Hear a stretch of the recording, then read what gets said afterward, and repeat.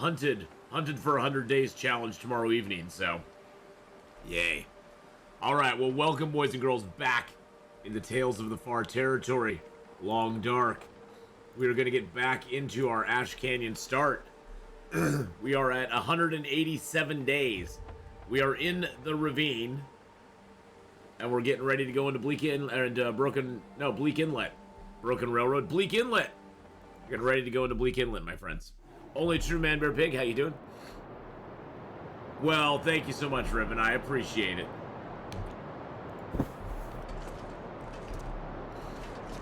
All right. So it's time to go. Got all of our stuff.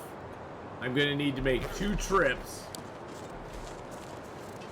I'm going to need to make 2 trips down because I can only carry 45, so I'm going to have to drop some stuff, climb back up, and get more stuff, and then go back down.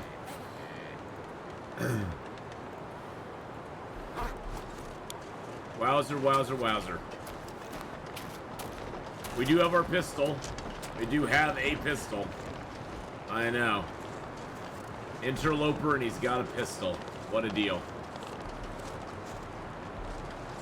That deer is still freaking stuck up there. Oh my god, that deer gets stuck up there all... I hope that's one of the things they fix when they get back. That deer's been stuck up there for a while. Do I have any birch bark on me? I have 4. I need to pick up even numbers. 5 and 6. Ruinous Star, good afternoon. Afternoon, my friend. How are you? There's 7. I need 1 more.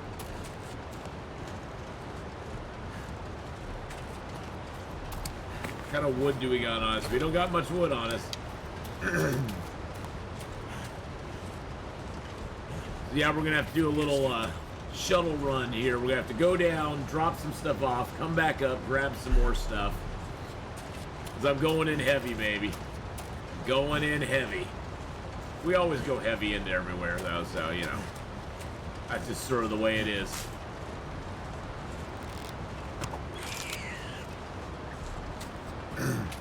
Plus, I need some food.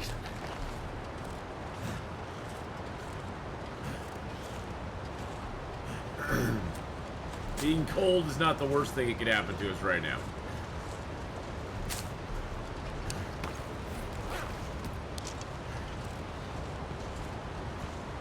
The good news is we don't have to drop a lot of gear, we just have to drop some gear. So, probably gonna drop my, let's see, let's drop our 13 plates. We'll come back up for those. Drop the deer hides. Come back up for those.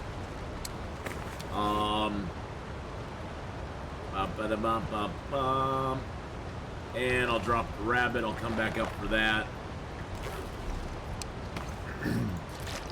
And drop a little bit of the water. And a little bit more of the water. There we go. Now we can come back up for all that stuff. Okay. We're gonna go back down.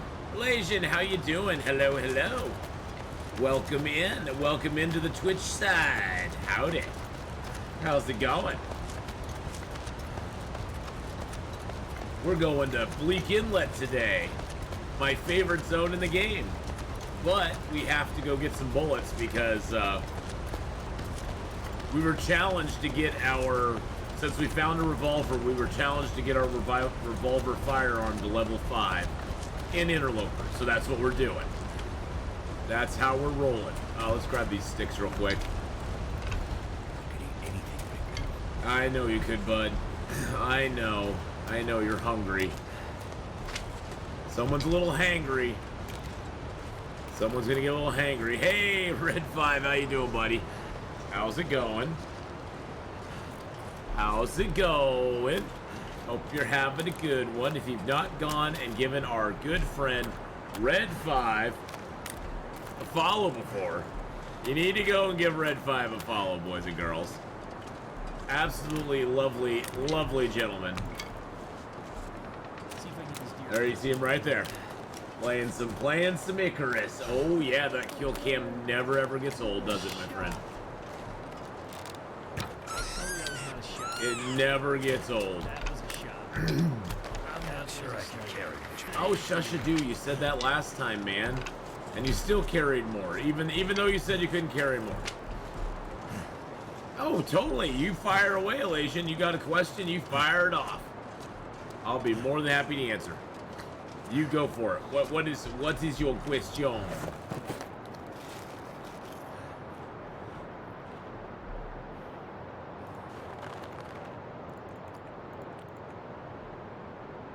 $34 minutes, 31:12. Wow, 12 minutes. 33 minutes for everything. What are you wondering about, Elation? Because it is totally cool to ask questions. Whatever you want.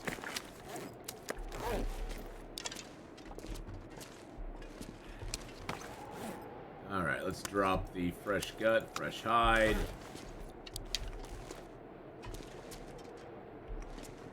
Wow, it is hard to place stuff down here. Alright, now we just gotta figure out some stuff we can leave here. Let's break that down first. We gotta drop about 6 kilos worth of gear. Oh, I'll drop this extra pistol, and I'll drop that pistol as well.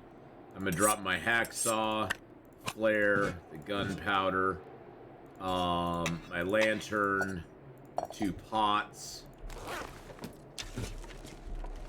Good lord, that's a lot of stuff we got.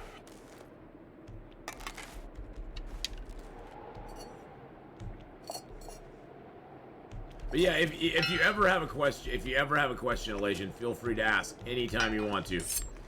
Anytime. Doesn't even matter if I'm playing Long Dark. Even if I'm not playing Long Dark questions are always encouraged, and we want them. So, morning, Aldreas. Good morning. You spawned in Forlorn. You looted up and went to Mountain Town. Now I have everything I need to forge. I left my heavy hammer in the connecting cave. Should I backtrack through Mountain Town or dip through Mystery Lake before going back to Forlorn to forge? Well, based on the lack of luck I have had finding a heavy hammer in my current run, I would say go back and get your heavy hammer. That would be my advice, is go back. I'd say go back and get your heavy hammer. And then go forge. I've had horrible luck getting a heavy hammer, so I'd say definitely get the heavy hammer and go forge from there. Cause yeah, my luck getting a heavy hammer has been absolutely atrocious this run. So I would definitely go get that heavy hammer. No, this run I've got everything. I've got everything on this run, Aldreas. Actually, you know what? I could leave my bedroll here. That'll give me a little more weight that I don't have to worry about. All right, let's go. I got very early. I got lucky and got it earlier than I needed, so I left it in a safe spot. Oh yeah, isn't that horrible? You leave it in a safe spot where you're like, oh, I'll remember it's there, and then you forget it. I've done that before. But no, this run I'm doing great on, Aldreas. Water. I have a question. Is there a good path to go from Forlorn to the rope climb north on the BR on the Broken Railroad side of the map? I was making my way to the radio tower. I walked it twice and could not find the rope climb spot. So there is a rope climb there. There's a spot there, Red 5, but there's no rope on that ever. You have to hang the rope before you can use it to get up to Marsh Ridge. So the best way to do it is follow the creek all the way up. There's a cave that you have to go through. You'll usually find a rope inside that cave, and then you can hang a rope and be able to just go right up onto Marsh Ridge. But I've never found the Marsh Ridge rope to be there, like, already hung. I don't know about, you know, Stalker, Pilgrim, and Voyager, but, yeah. You'd actually have to walk your way up there, hang the rope. There's no way to get up there without going through that cave at the top of There's a cave up there that you have to go through to get to it. And that's that cave, that's the cave right up at the top of Hat Creek. So you'll want to keep going down past where the rope should be, go to Hat Creek, take a left, and walk your way up. There'll be a couple cattails you can pick, and then you have to go through the cave, get up on Marsh Ridge, walk, sort of backtrack to where the rope hangs, and you can hang the rope there.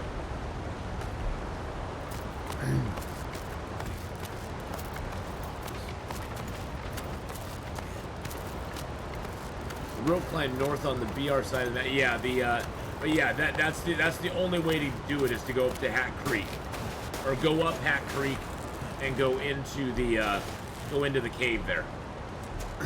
That is your way. That is the way. Is the hammer useful outside of the forge? I usually do.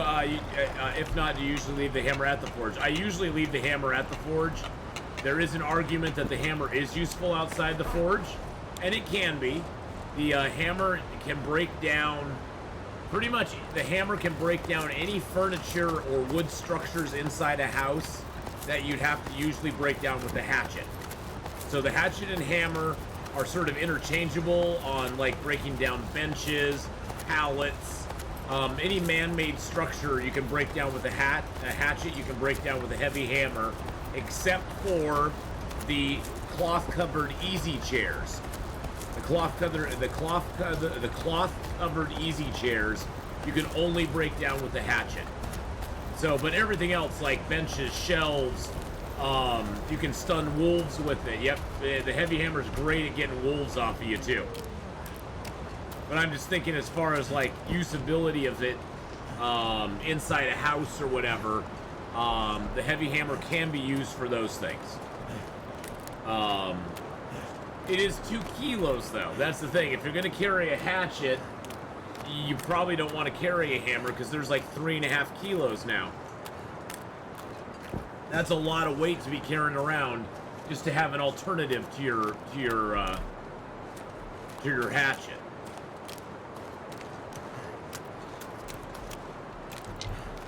So, it's something to consider. I mean, usually before I get a hatchet or a knife, I will actually carry a heavy hammer with me if I find one, because it is a good defensive tool. It's better defensively than the pry bar, which is like your basic. That's like your baseline, basic level defense against wolves. Good morning, Yumang. How you doing? Hello, hello, Wolfish One. How's it going? Packer Backer, good morning. You can get up near the waterfall, but it's best to watch someone do it first to go path. Well, yeah, I didn't want to go into that, truly, Man Bear Pig, just because, you know, we're talking just like the basics of getting up there. I know there's a way to mountain goat up to that, just like there's a way to mountain goat up to the house in Ash Canyon. It's definitely, it's not the easiest route, I guess you can say. It's not the easiest route.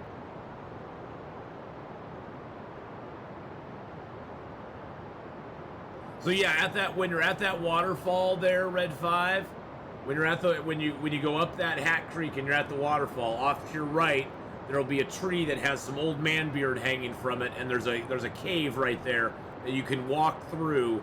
It's one of those that you zone into and you can walk through. So, you'll get it. You'll get it. Yeah, it's to the right of the waterfall there.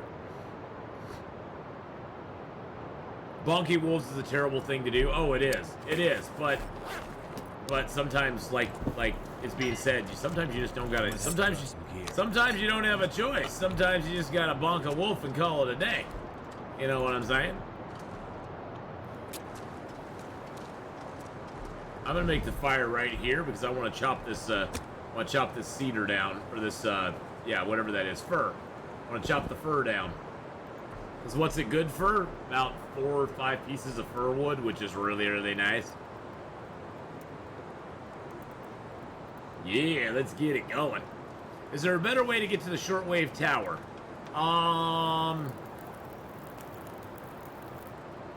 Well, the shortwave tower, the best, I mean, really the only way to get to that shortwave tower, the only way to get to it is to go up Hat Creek, the same way you'd go to that cave. Just go up Hat Creek and hang a right. There's an area.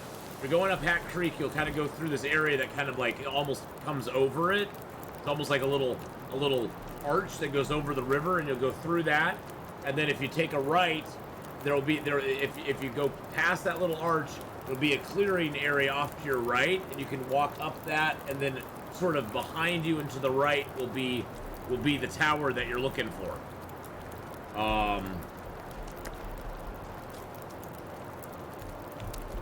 But that's really the only way I ever get up there. You gotta watch it though. There is a wolf that hunts up there. There's a wolf that's up there, so you gotta be careful. You gots to be careful doing it. Got 3 hours left on the fire. There we go. I got us 4 pieces of cedar and a tinder plug, which we don't need.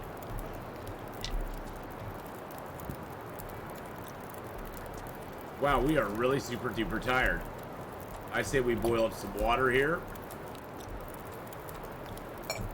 Get ourselves a little more tired. And then we go take a snoozy poozy.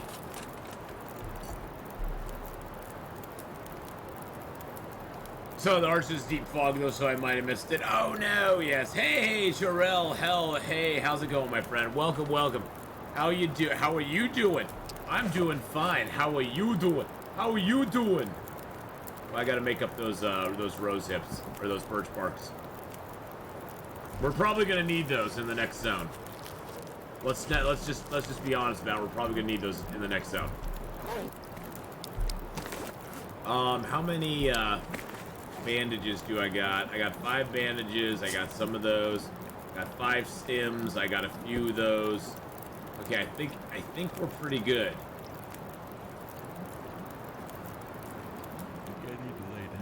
Oh, shusha doodles, you'll be fine. Shusha bye.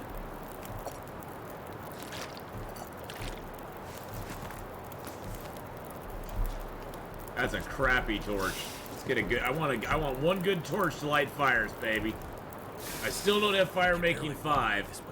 Until you have fire making 5, you do not want to light a torch without light a fire without a torch.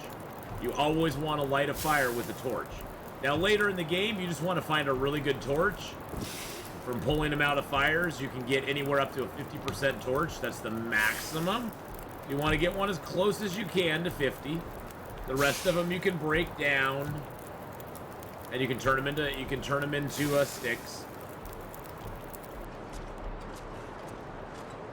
We're a little overweight right now, but that's to be expected. I just grabbed like 10 torches, so what you gotta do? And I also made a whole bunch of water, so.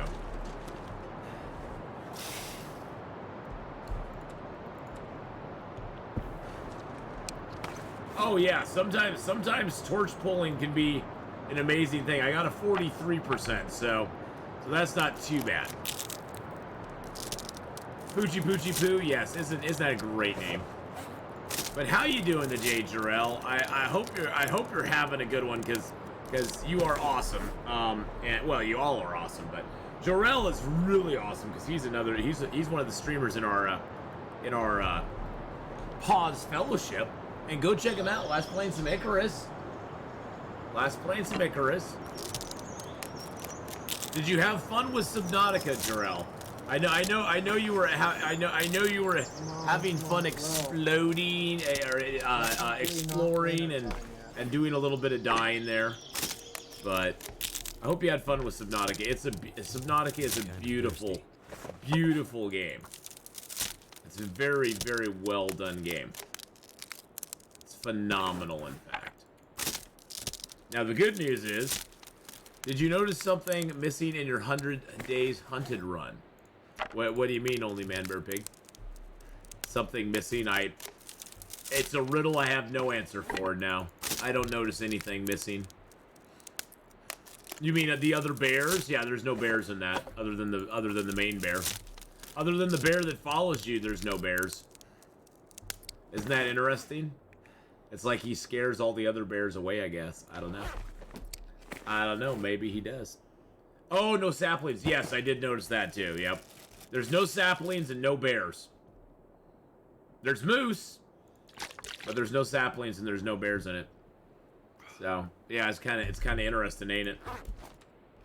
It's kind of interesting how they set that one up. All right, let's get some sleep. Yeah, there are a few things missing from the hunted challenge. Well, there's no rifles either. Even though it's set on a lower difficulty level, there's no rifles. Because they don't want you getting any weapons. Ugh, got sleep in the eye. I mean, in theory, yeah, because they don't want any they don't want you to have any weapons except for the flare gun. The flare gun. The flare gun you're allowed to have, but nothing else.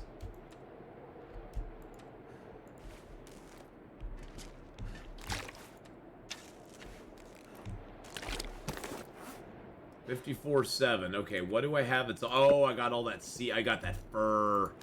I got the fur, baby. Okay, let's leave 2 of the fur here. We're gonna leave those here, just so we have a little more mobility, and we aren't so maximum. Well, in the hunted challenge, you cannot kill the old bear. The old bear is unkillable. You can flare him off, but the thing is, Casimo, they don't want you to be able to kill any of the other animals in it either.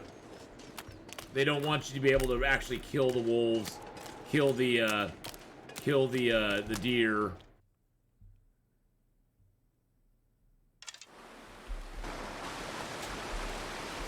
Yes, Riven, the Church of Ath is there.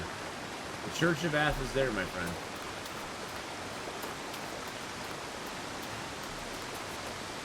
Well, welcome to Bleak Inlet, boys and girls. My favorite zone in the entire game. It is. It's actually not that bad.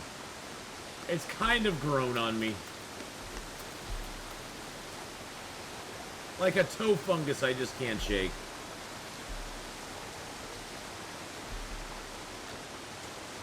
Well, most of the time, Casimo, in the 100 Days Hunted Challenge, or in the Hunted Challenge, not the 100 Days, but most of the time in the Hunted Challenge, your main goal is you spawn, you get those 4 or 5 flare shells at Skeeter's Ridge, and then all you have to do is scare the bear away like a couple of times before you get to the Trapper's Cabin in Mystery Lake. So in general, you don't really need a lot of firepower to do that challenge because it's basically a run from Skeeter's Ridge, the farmhouse, radio control head if you want to, Winding River, the dam, and then however you want to get to the Trapper's Cabin at that point. So it's not like it's a long. It's not supposed to be a long journey. It's not supposed to be a long journey.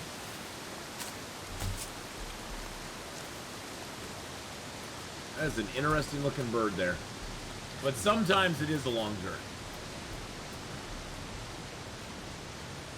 But we're doing a lot better this time on the hunted because we have like 14 or 15 flare shells that we found. The summit helped a lot. Getting the flare shells at the summit helped a ton. So that's going to be a good thing.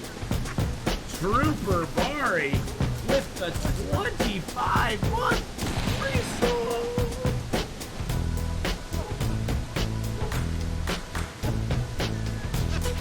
We take the path less traveled.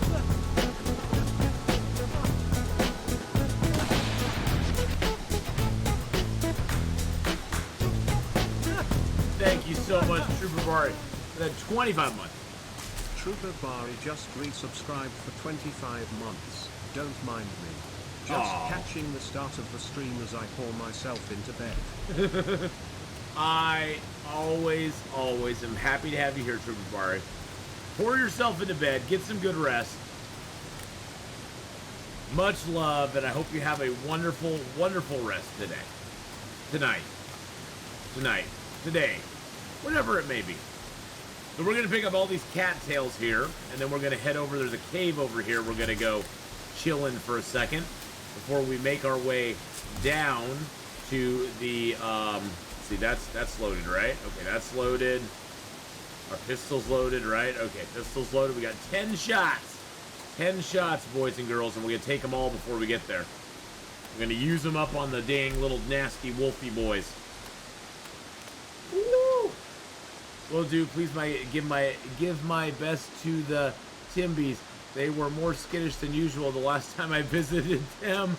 I will say hi to them for you, Trooper Bari. I will say hi to the Timberwolves for you. Because they are indeed a skittish crowd.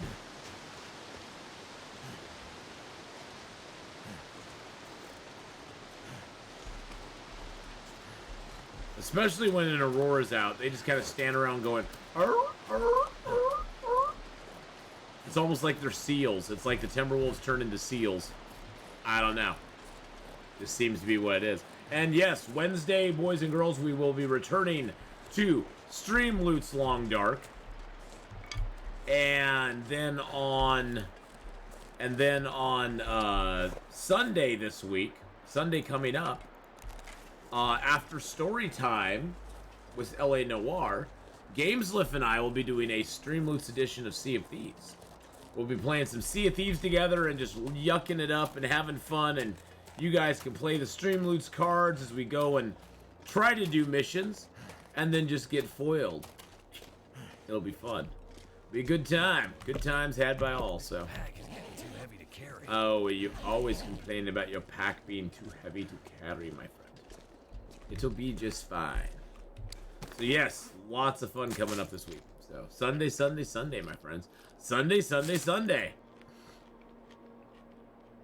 And tomorrow, the stream's going to start about now. I'm going to be starting right about 9:30ish tomorrow. I'm going to be starting a little bit later because Hogwarts Legacy does not release till about 10 our time, I believe. 10 o'clock my time. So, but I do want to start a little early because I need to take, I need to go and take the qualifier to find out what house I need to like belong to and stuff, you know. So that's a thing. That's a thing I need to do. Let's sleep for an hour. Sleep for an hour and see what happens.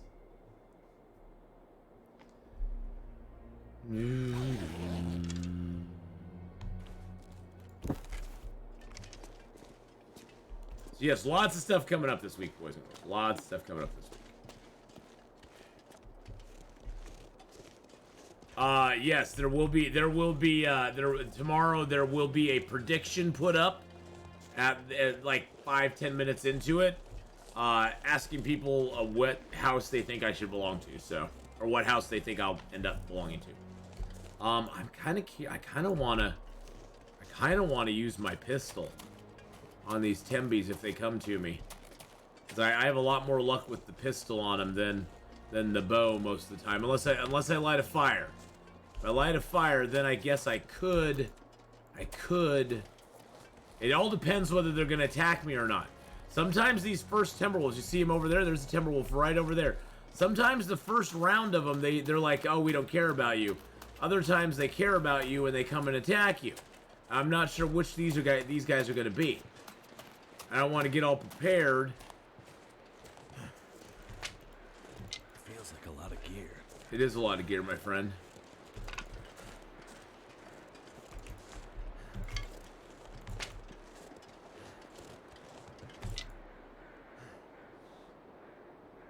Okay, are you guys gonna do anything? You guys wanna rumble?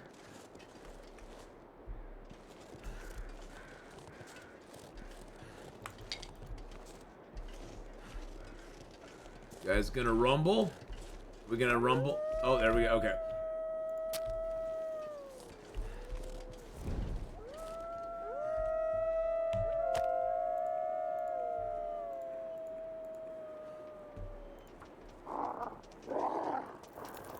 Turned out pretty well.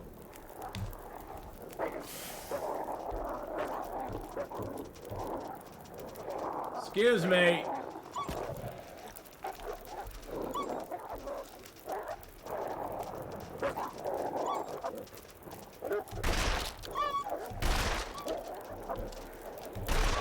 Got that guy.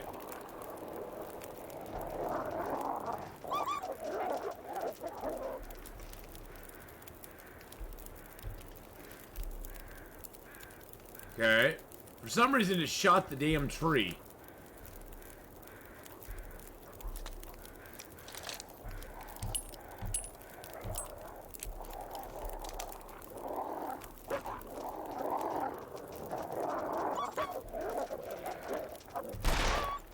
Got him.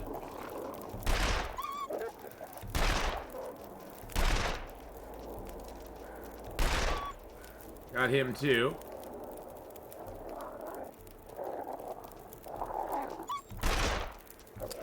Ah. Maybe because of all the bark. Hey-oh! Hey-oh! Maybe it was because of all the bark. It could be.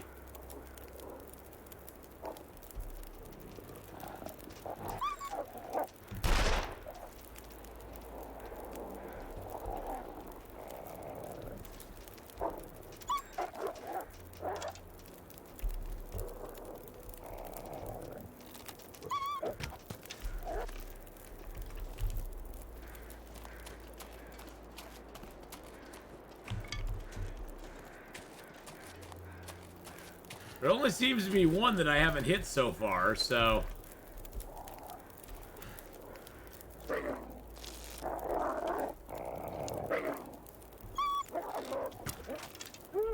Yeah, there we go. That's what needed to happen. So I can get some food, damn it. There we go. That's what I wanted. Give me that food, you little bastard. You're just slowing me down. Give me some food there, buddy. I don't care if it's slowing me down. I need some food.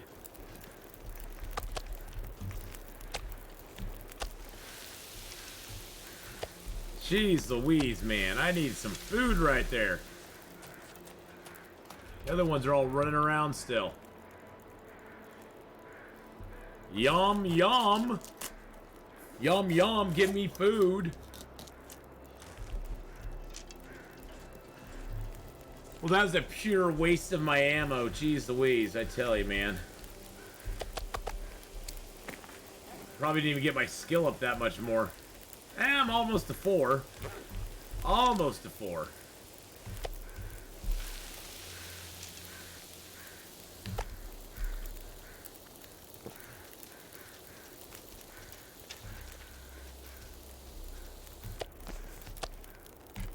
Is that one dying, or is he just running around like a ding-dong? Oh, he died. Okay. Okay, he died. Let's drop all our water here. Oh, actually, I need to drink some of that. The tree will probably never bother me again now. The tree learned its lesson right there.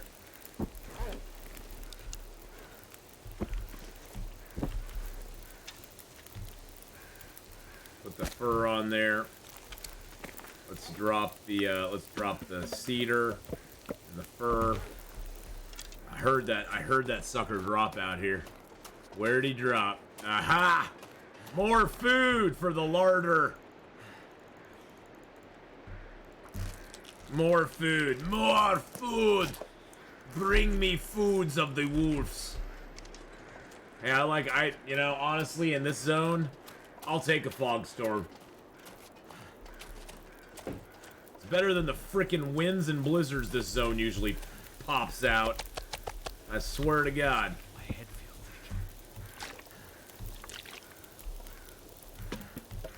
like... This zone is so bad with blizzards and stuff.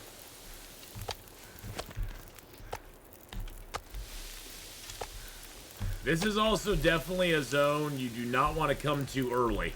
I'm not gonna be able to I mean, you can if you want to. I'm just warning you that most of your food supply in this zone is going to be Timberwolves and bear and maybe a few rabbits here and there. There's not a lot of deer in the zone. You can find one or two. There's not a lot of deer in the zone. There's not a lot of rabbits, really. Even the rabbits are kind of scarce. That's mainly because the Timberwolves eat them all. Then you gotta wait for them to respawn. It doesn't take long, but you gotta wait.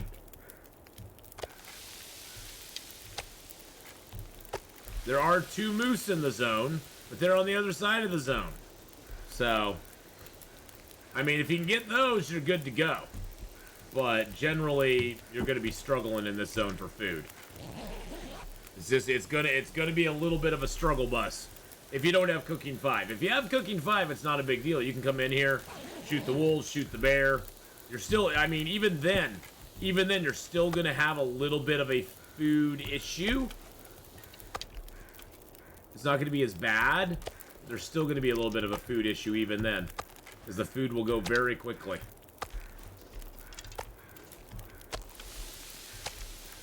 Try to shoot a moose in HRV around a tree, and even with it looking like a clear shot, yeah. Unfortunately, that's because even though these are round trees, they technically have a square box around them.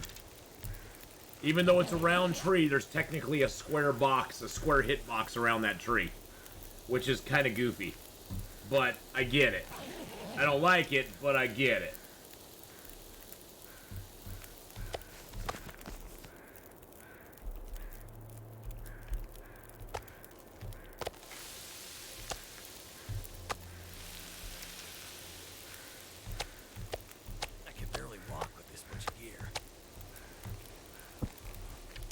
Oh, I bet. Oh yeah, I bet you can't walk with that much gear, buddy. Wow, that's a lot. That's a lot of stuff on us. That's a lot of stuff on us right there, my friend. A lot of gear, a lot of weight.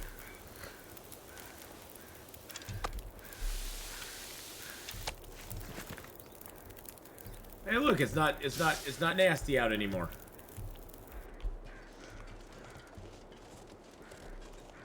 Now we're gonna take another slow walk here. We like our slow walk. See, there's the tower. All we gotta do is get to that little tower up there and we'll be okay. Luckily, there's no more wolves out here. Berserk with the 8-month resold.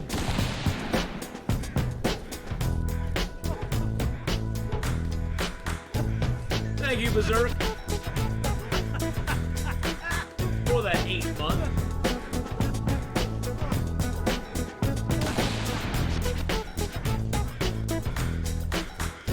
Thank you, my friend, for that 8-month re-subaroo.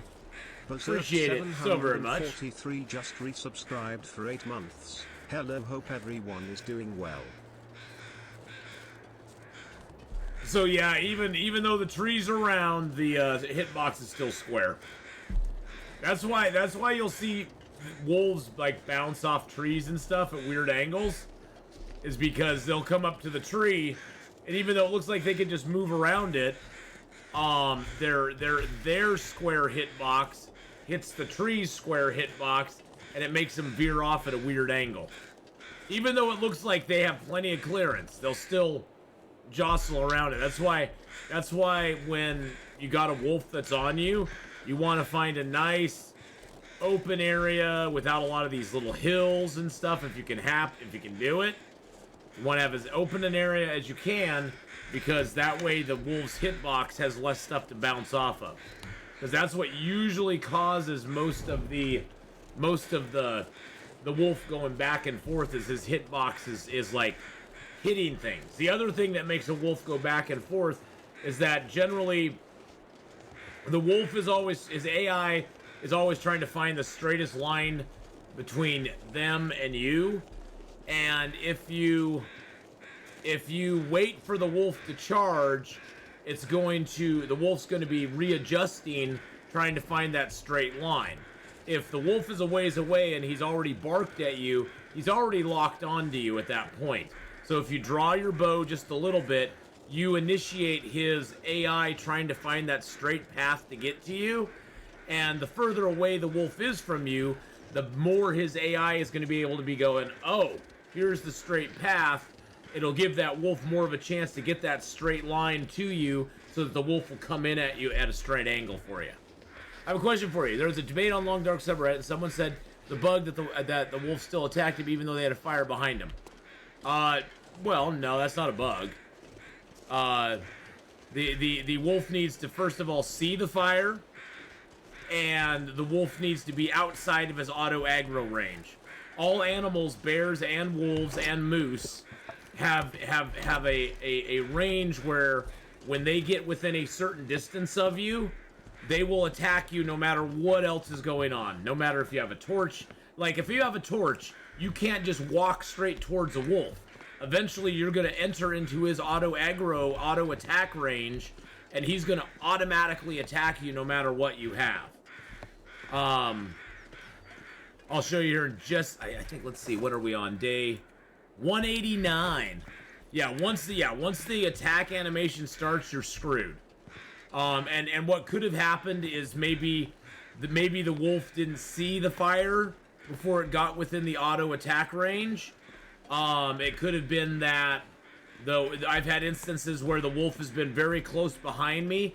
I've taken one step forward, and boom, I'm in his auto attack range, and he just attacks me even though I have a torch. That's why when you see a wolf following you and you have a torch out, you want to at least keep moving away from them if you can.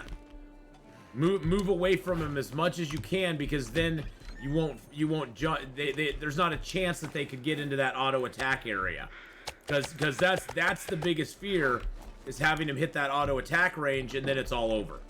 Then you're pretty much screwed at that point.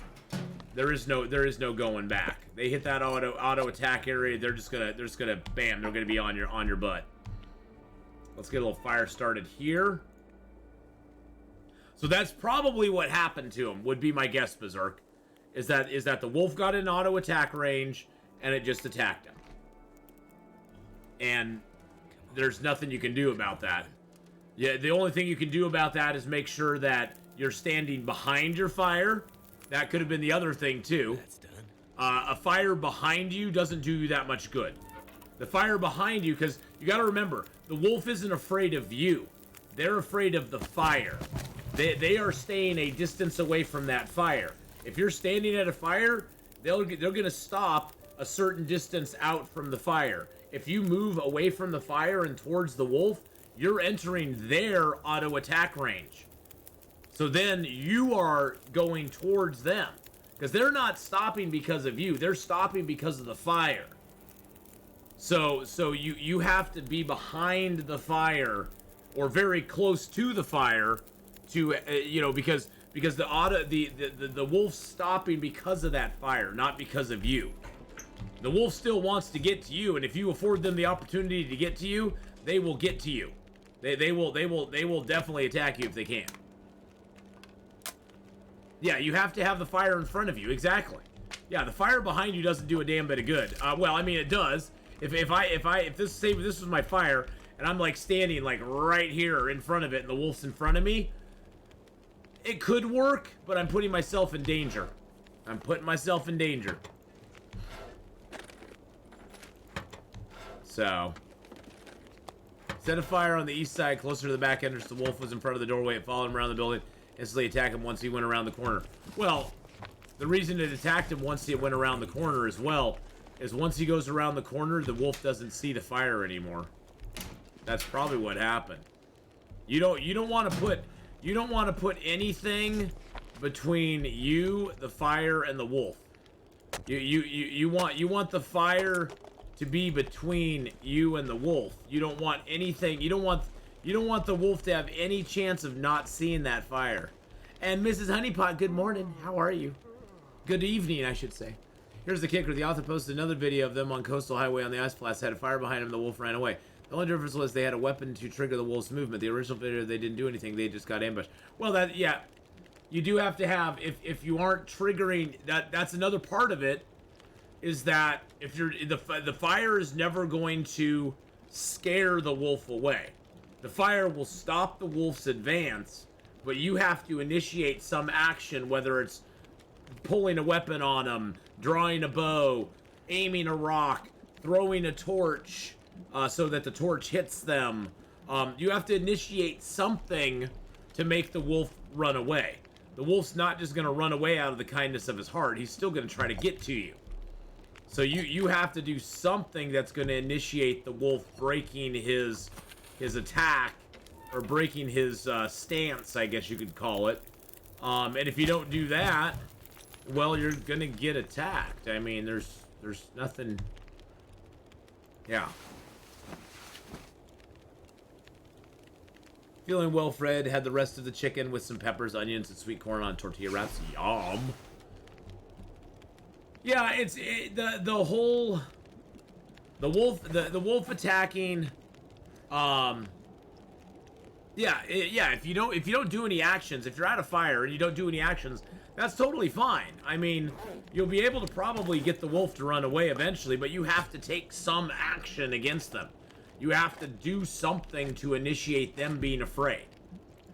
They aren't just gonna run out. They aren't just gonna run away. They're just gonna stand there and growl at the fire for a while, which is fine. I mean, if you have no way to actually like get them to run away from you, it's totally fine just to have the fire there. Maybe they'll eventually get bored. Who knows? Maybe they'll eventually get bored of standing there by you, but probably not gonna happen. Yum, ruined peaches, we love them. I got the wolf meat out there, but I'm gonna eat this stuff instead.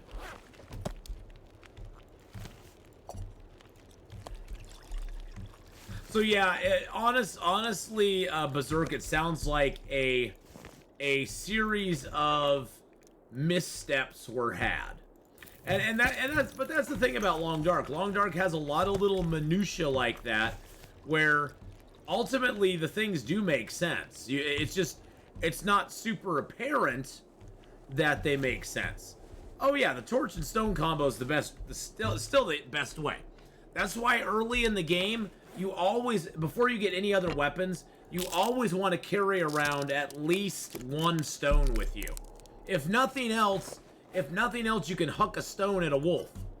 I mean, it's a weapon of last resort, and to be honest, it works like 50% of the time if you're lucky. It'll work 50% of the time. It usually doesn't work, but at least gives you a shot. At least you got a shot of not getting eaten. But yeah, you always want to carry around at least one stone with you early in the game. Preferably, I mean, gosh, you aren't like, it's not like you're super heavy. Carry around 3 or 4 stones with you early in the game. Carry around 6 stones with you. Slow me down. The one thing some people don't understand is you can lob stones at a wolf. You can lob them at a wolf without ever aiming. The thing that makes a wolf charge you is when you actually have a stone, and like with a gun, you have to hit the one button to aim. If you just fire the stone, sort of hip fire it like you can with the pistol, if you just hit the fire button, you can just be lobbing rocks, and maybe before the wolf gets to you, you'll get lucky and one of those rocks will hit him. Maybe you'll get lucky and one of those rocks will hit him, and he'll run away. You probably won't, but it's better than the nothing chance you have of struggling with a wolf with no weapons. So, just my 2 cents worth.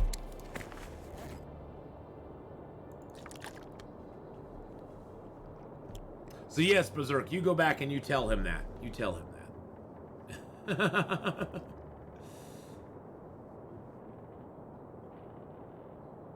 Not getting eaten is preferable, yes. Not getting eaten is a very preferable alternative to most everything in the Long Dark. It's very preferable to getting eaten. Oh, the 300 other comments did that for me. Well, I hope people weren't too mean. The guy just, the person probably just didn't understand how the mechanics worked. And it's pretty understandable to not understand how the mechanics work, because the mechanics are they don't always function as they should in some instances. You know, it's not the most intuitive mechanics, and the game doesn't clearly specify out that, hey, if you do this, this will happen, you know? Well, that's what I've always said, is that this game has a level of minutia to it, especially when you get to the higher ends of the gameplay. There's a lot of stuff that the lower difficulty tiers don't force you to do, that the higher difficulty tiers force you to do. And it can be as basic as, in the lower difficulty tiers, you never feel forced to pick cattails, to pick mushrooms, to pick rose hips. There's no real advantage to you doing it. There's so much food and medicine and that sort of stuff around the world that you just don't feel the need to. But when you get into the higher difficulty levels, it becomes a necessity. You pick until you get cooking 5, you pick every rose hip, every mushroom, every cattail. You take cattail heads for tinder. You do a lot of things that you would never even think about doing in the lower difficulty levels, because in the lower difficulty levels it doesn't matter.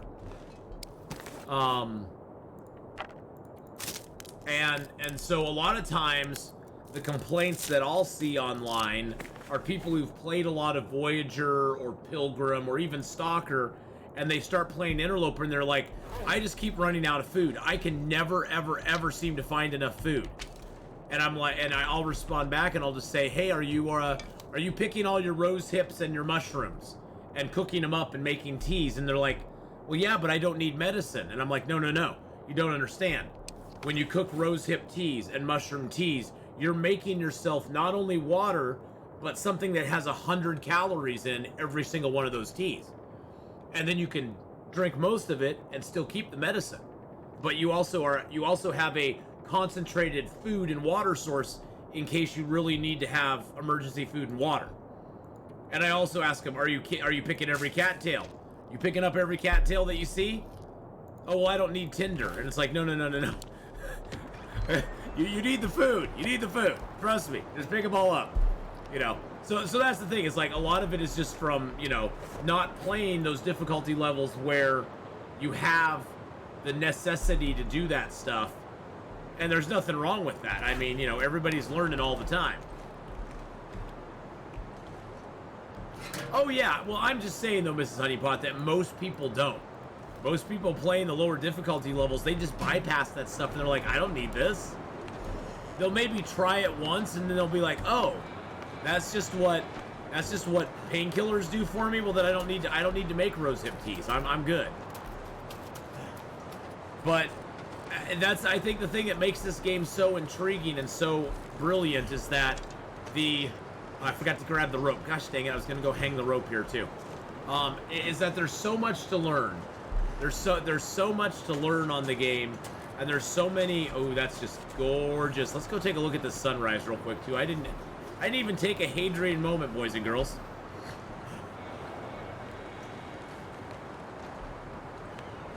Let's take a Hadrian moment here. Oh my God, Atheenon, shut the front door. Jeez Louise, you. Oh. Look at that sunrise, boys and girls. Look at that sunrise right there. That is gorgeous. That is definitely a screenshot. That's going in the file, baby.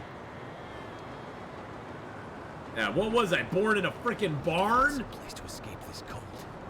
Well, the hospital I was born in was kind of a barn, so, I mean, I play Pilgrim like I'm playing Interloper to force myself to stay in the habit of doing those things. Yeah, I understand that, Vindictive Minx. I'm mainly talking about people who've never played anything other than Voyager or Pilgrim or Stalker. They aren't in they aren't in the habit of those things,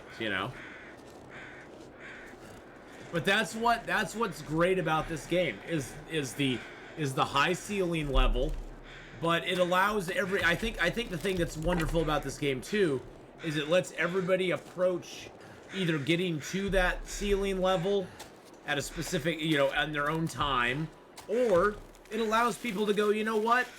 That ceiling level is too high for me. I'm not into it. I'm gonna play on Stalker because I enjoy that difficulty level, and I enjoy the challenge it gives me, and I want to, you know, maybe one day I'll move up to the next, but I don't want to do that.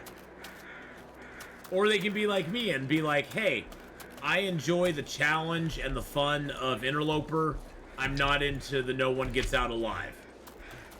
You know, it's just not my personal thing. And that's the beauty, is there's no right or wrong way to play the game. Was that a deer?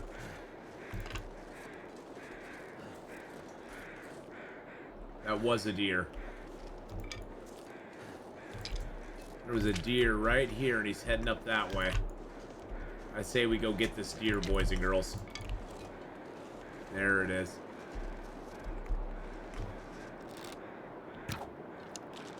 Oh yeah, baby, bring it home. Give me that taste of deer meat. Yum yum, meat's back on the menu, boys. Woo! Let's go. Let's go, baby.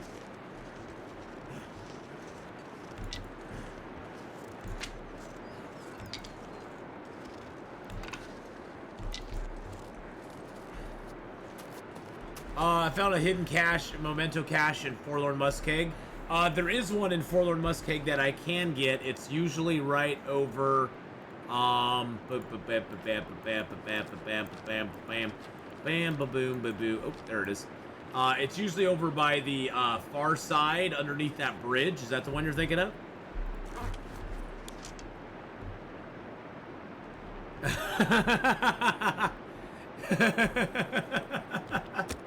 Now, the one thing awesome about this zone is you can usually get mag lens fires. I find the quote strange in Lord of the Rings. That implies that orcs know what a menu is and therefore have been to a restaurant. What kind of restaurants are there in Mordor? In Mordor, I wonder. You know, Hercules, just because they're orcs doesn't mean that, like, Chef Ramsay hasn't done a Hell's Kitchen there and been like, you're serving a Hobbit sandwich. It's garbage, I tell you, garbage. Are you satisfied with this? It's on the opposite up. Oh, that one. Yeah, I haven't been able to get that one.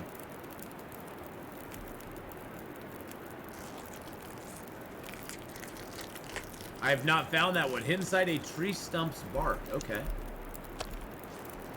But was its bite good? I assume it's fine French dining. Yes. It's orcs sitting around with their pinkies in the air, going, "Oh my, this is so delicious. Oh yes, it is. It's so good."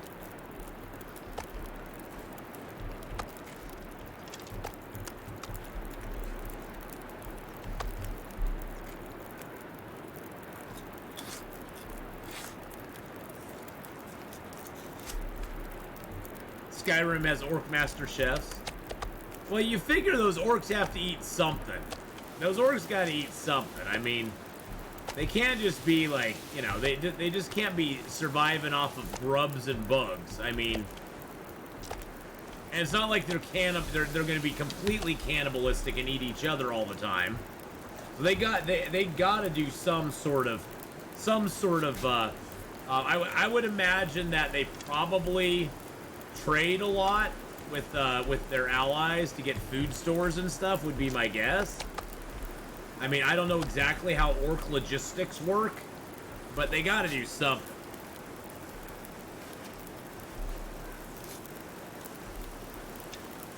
Where there's a whip, there's a way.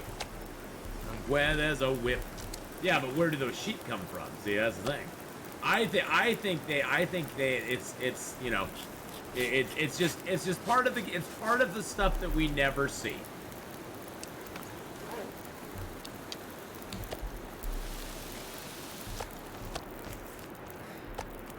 Drop into this gear.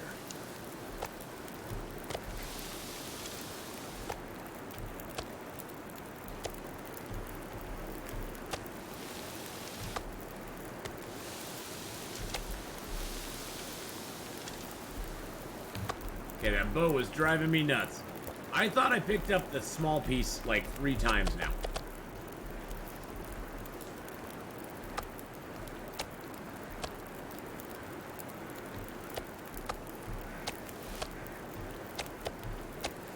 There we go. I want to get all these small pieces cooked and eaten before we get the pounders. Get them cooked and eaten, baby. Oh, and by the way, boys and girls, another episode for those of you who are YouTube members. Another episode of Witcher 3 went up today. Just a little bit before 8 a.m.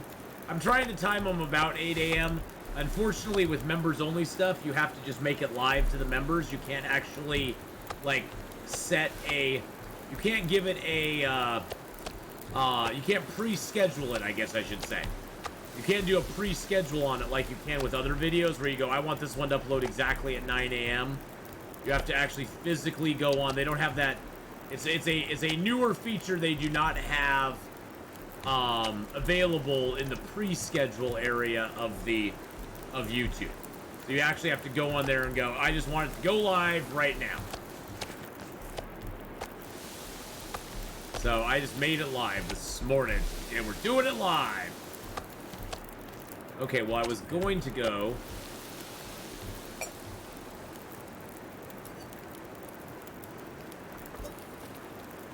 I was gonna go down to the little radio tower there and get my notes. The game said, "Hey, you wanna get a deer instead?" And I was like, "Sure, let's get ourselves a deer." But we'll go down there pretty quick. I'm just grabbing a few torches. I just gotta keep my torch management good. There we go. All right, we can still run. Let's go. Let's do this. I would assume there's mementos in this zone. I don't know. I would assume there are. So we're gonna check the cars down here. I mean, there's a lot of cars to check. There's not as many,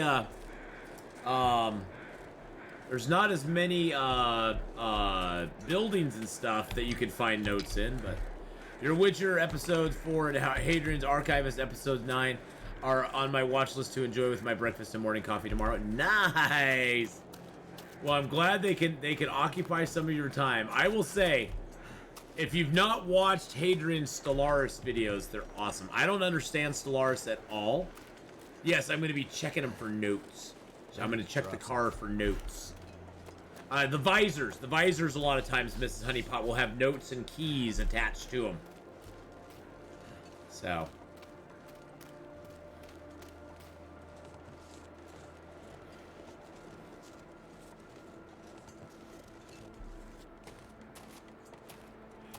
We're also going to check for batteries.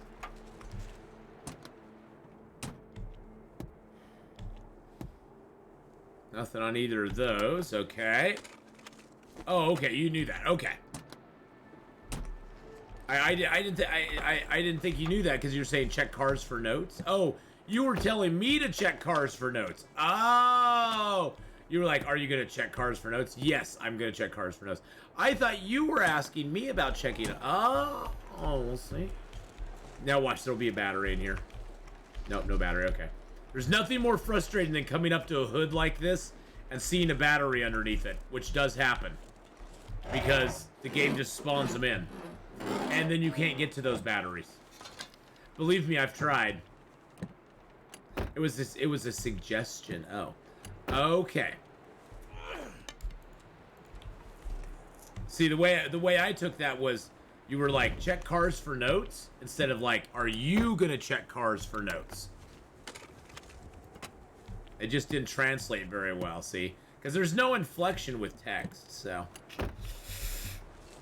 No inflections with text. Because you were saying there's not too many abilities to check notes. Yes. Oh, but right before that, Miss Honeypot, I was saying there's a lot of cars to check in this zone for that stuff, but there's not many buildings. There's not many buildings. That's why I was saying there's lots of cars to check, especially the ones across the bridge. And the few here, but there's a lot of cars across that bridge. There's just not a lot of buildings to check for notes and stuff, and I don't know if they'll just plaster notes like up on this or whatever.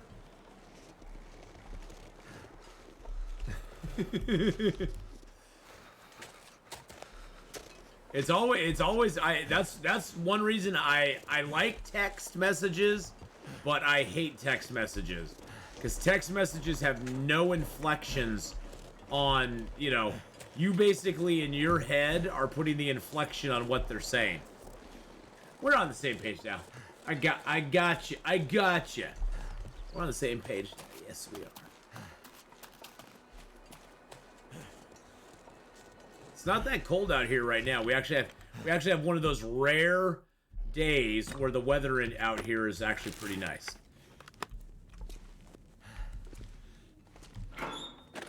Unless I say, "Oh, young man." Unless you say, "Young man."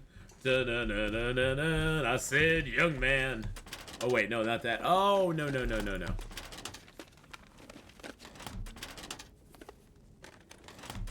Oh, I thought you were going into a little DMCA. We're talking about the DMCA. Stash. I say. Someone's stash. Someone's mustache. It's not just a stash, it's a mustache. Hey, what's this note? What's this note here?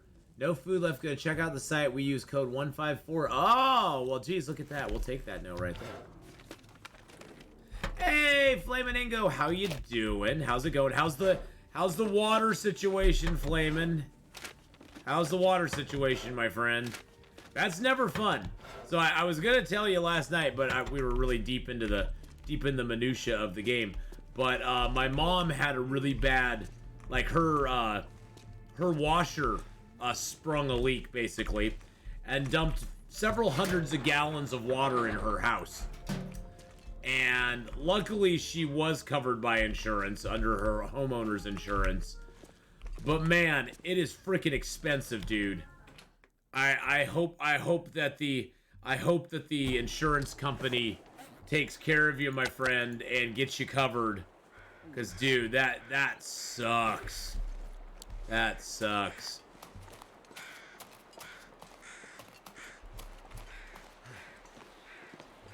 But yeah, I hope that gets all resolved for you, bud. Do I need a torch? I don't need a torch. But my brother's water heater just busted too and dumped a bunch of water in his basement. Oh yeah. Water damage is the worst too, because it's not, I mean, not that any damage is good, but water damage is really horrible because not only does it damage what's there, what you can see, but then it gets in all behind it. My mom had to have all of her walls ripped out, the insulation redone, the flooring redone, the insulation under the flooring redone, the whole 9 yards. It wasn't like, you know, it wasn't like minor damage. It was like a major reshuffle. My dad came and helped me with it, so we got the water into the burst pipe shut off, but it's still in the ceiling. Oh god. Oh god, man. Oh, Flamin', I hope that gets resolved. That really, really sucks, my friend.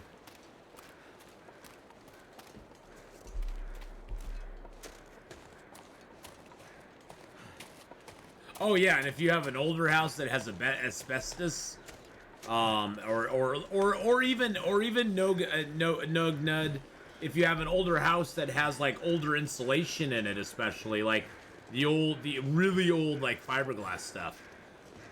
Where the heck is the Lonely Homestead in Pleasant Valley? Lonely Homestead. Oh, the Lonely Homestead is in Birch Forest. I believe the Lonely Homestead is in the Birch Forest, CX Miller, there by the barn. You got to go into the Birch Forest, and it's there after you go past where the bear is. It's that area that can have the moose in it. I think that's where it is.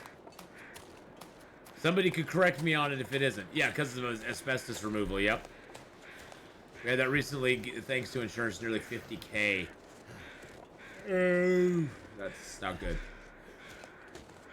My job is literally consulting for asbestos. So I think that's where Lonely Homestead is, Millers. You got it? I know most of the places where they are. In the older zones, especially. And when has black mold ever hurt someone? Except that one time, yeah. I'm in Massachusetts. We had negative 40 weather on Saturday. We had a pipe burst in our bathroom. The plumber says he thinks it's 3 pipes, but they won't know until they open up his wall and ceiling. Basically, the whole town had frozen pipes. Wow. Wow. Can't feel my hands. Well, see, if your house is built in the 1800s, I wouldn't worry about the asbestos as much, as probably at some point there's lead paint underneath other paint that's in your house, would be my guess. Because a lot of lead paint was used on houses for a long period of time. And lead paint's a bad thing too.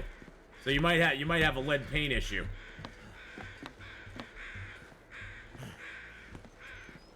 Yeah, definitely lead paint in that old. Yeah, exactly. Yeah, definitely lead paint. They're like, lead. You know what? I never start my day without a good piece of lead. Without a good piece of lead. I like eating some lead in the morning.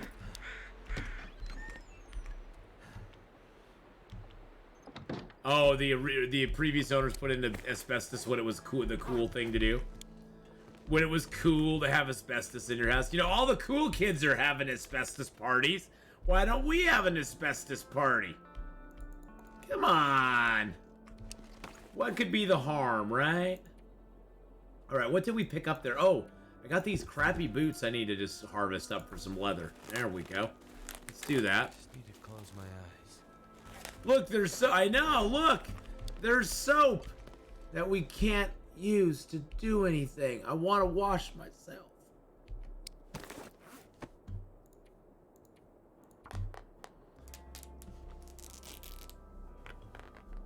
Yeah, here's money to put it in. Shh. We never told you to put it in, but sue the asbestos company, not us. We never encouraged you to do it.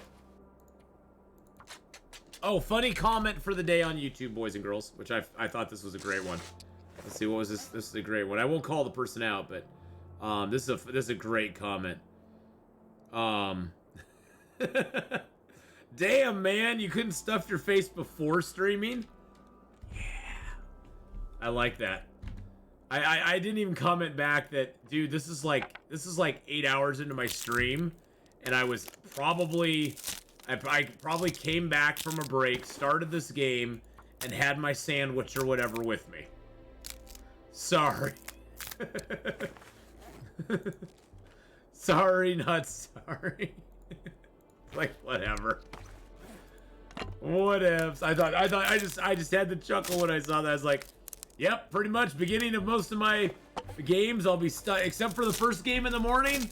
When I come back, I'm gonna probably be stuffing my face with something to keep me going for the next 4 hours.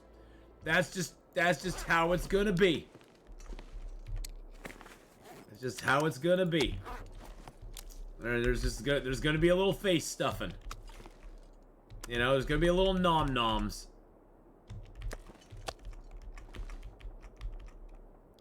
Ah, well. I learned long ago to get my feelers hurt for a second is fine. To let something coming from somebody who I don't even know to hurt me for longer than that isn't worth my effort. Isn't worth the time in my day. Because it doesn't hurt them. It doesn't, you know, getting mad at a comment like that doesn't do anything. I mean, if I could get really mad at a comment like that, well, who is that hurting at that point? And then they're just getting what they wanted out of it, so. Internet do be like that. How many times did you die the other day? Oh, to stream loots? Fought like 5 times. The stream loots killed me like 5 times the other day. I got Tinder plugs. I don't need those. I don't need no Tinder anymore, boys and girls. I am free of the Tinder.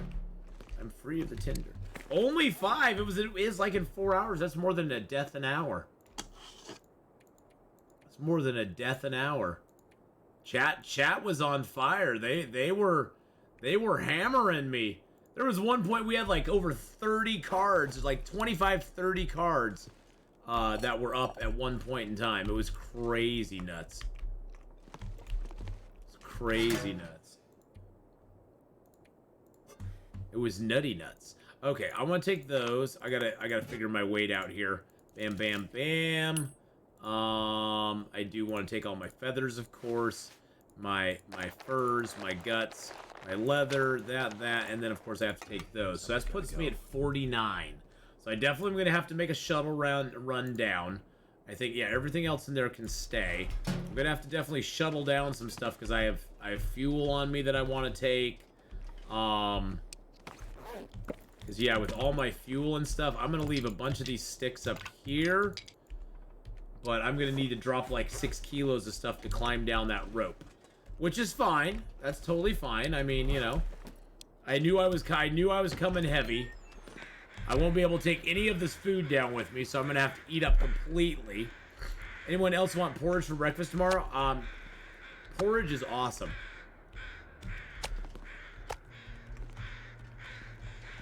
I don't like a really runny porridge, though. I know some people make, like, runnier.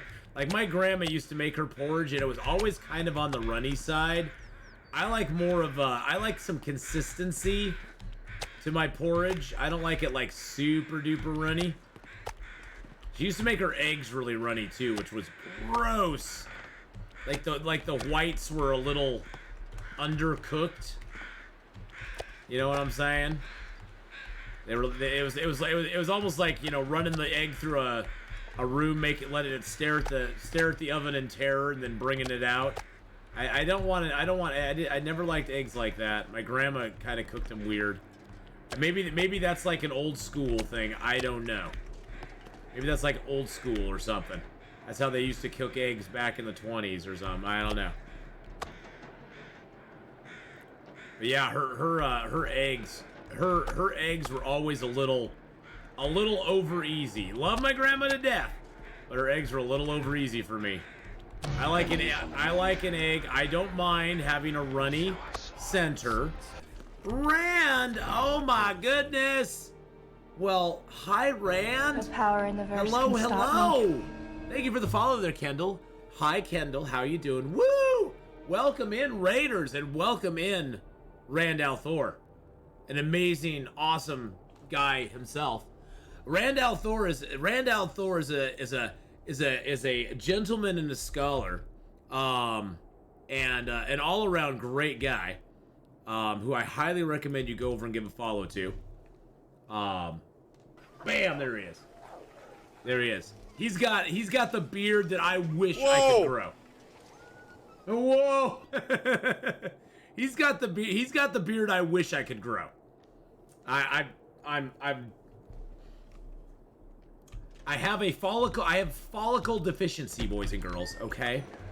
And I can't help it. It's not my fault. By the way, welcome everybody. Hi, Ebsta, how are you? Hello, Joey, how's it going? Hello. Rand is the best. Rand is awesome, man. You gotta go follow Rand. Give him some love. We are currently in Bleak Inlet. We are on day 190 of Interloper. We are here for a reason, though. Because Interloper has now introduced the use and the introduction of pistols into our game. I have gunpowder. I have 23 revolver shells. I have scrap lead. I'm ready to make some bullets, boys and girls. I'm ready to make some cartridges and make some nasties for the bird, or nasties for the bears and the wolves, for the birds. I was looking outside and I saw a bird. And so we're ready. We're ready to go. And I also have a challenge. Right now my revolver firearm is almost to 4. I have a viewer who has challenged me to get revolver firearm to 5. So I have to do that as well. I mean, there's money on the line. They said, hey, you get it to 5 and you're gonna see a dono. So I was like, oh yeah, I'm doing it. You know, hey, I'll do a lot of things for money, but I wouldn't do that. But yes, so Joey, the revolver and the hunting knife are now items you can get in Interloper. They're not very common. They don't always spawn, but if they do spawn, the hunting knife spawns an HRV in one of the caves on a dead body. The revolvers, one of them spawns or can spawn in Milton up at the plane crash.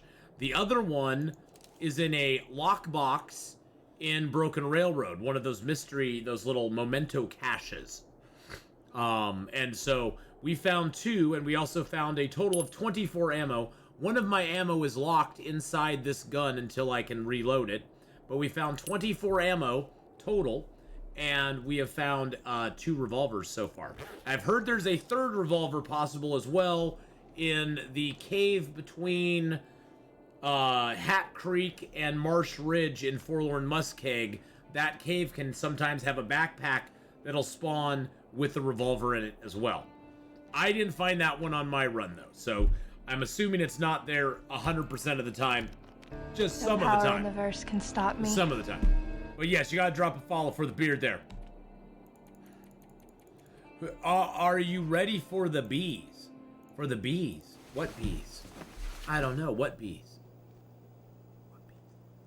So, today, boys and girls, for those of you just coming in, we are attempting to get to the cannery. We have our note, so we're ready to go. We got the rope already hung. We're gonna have to do a little shuttle run because we're a little overweight. We got everything on us right now that we want to take with us, except for some water. But I can make that down there. Unfortunately, actually, I don't know. Can I unload the gun in my inventory? Oh, look at that. I can unload it. But does it fall to the ground? I can unload it. I didn't even think about that. I was thank you, Rougher Stuff. I don't... You know, Rougher, I hardly ever have. I've never really had revolvers or firearms to utilize. So there's a lot about them I don't know. So thank you very much. Thank you very much. With gunsmithing tier 1, you can only make 20% quality bullets. What is the difference between 20 and 100%? I believe they have a greater chance to misfire or to jam your gun. I think that 50% chance of ammunition component harvesting. Crafted ammo condition is 20%. 50% chance of ammo component harvesting. So you have less chance of harvesting the components, and the stuff, the quality is very low. And so I'm assuming that the bullet can misfire or not fire at all, would be my guess. I don't know, though.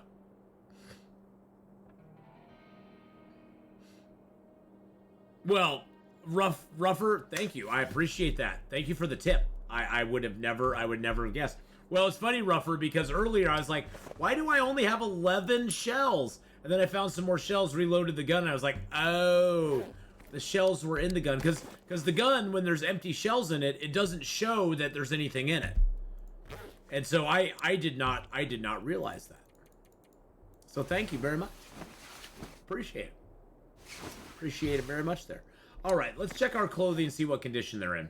Bear hide stuff's going down. These are a little bit lower. Everything's getting into the 80s. That's fine. I don't care. All right, we're good. We're good. We're rocking a 26-degree warmth bonus still, which is fantastic. We got our mountain climbing crampons that we're gonna do. You've never seen a stuck shell?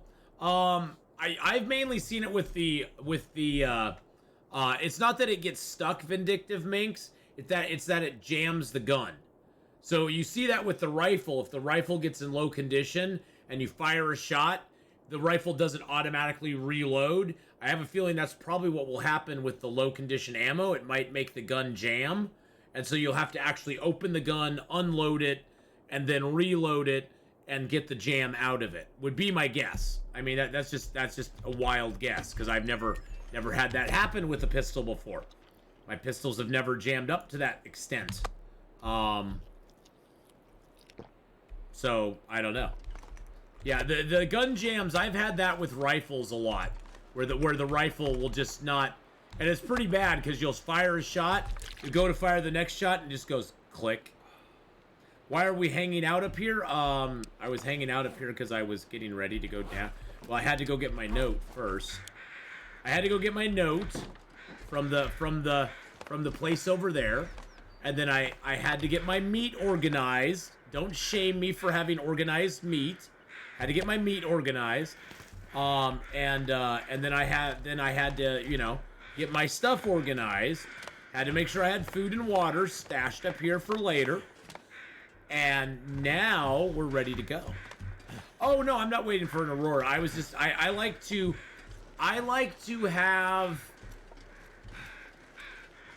prepare.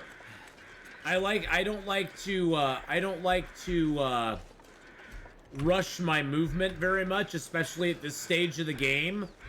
I take a more conservative approach. I want to leave a place behind that has some fuel, food, and water, and then move on. And then set up another place. Like, we'll get down the rope here, we'll get down, we'll go to that little cabin, we'll get fuel, food, and water established, and then we'll move on to where the bears area is. Instead of just running right to the end, I like to have places I can ditch back to in case I need to. Alright, we are going to drop the metal here. Hellbent for metal. Gonna drop that here. Gonna drop the hides here because those are a kilo.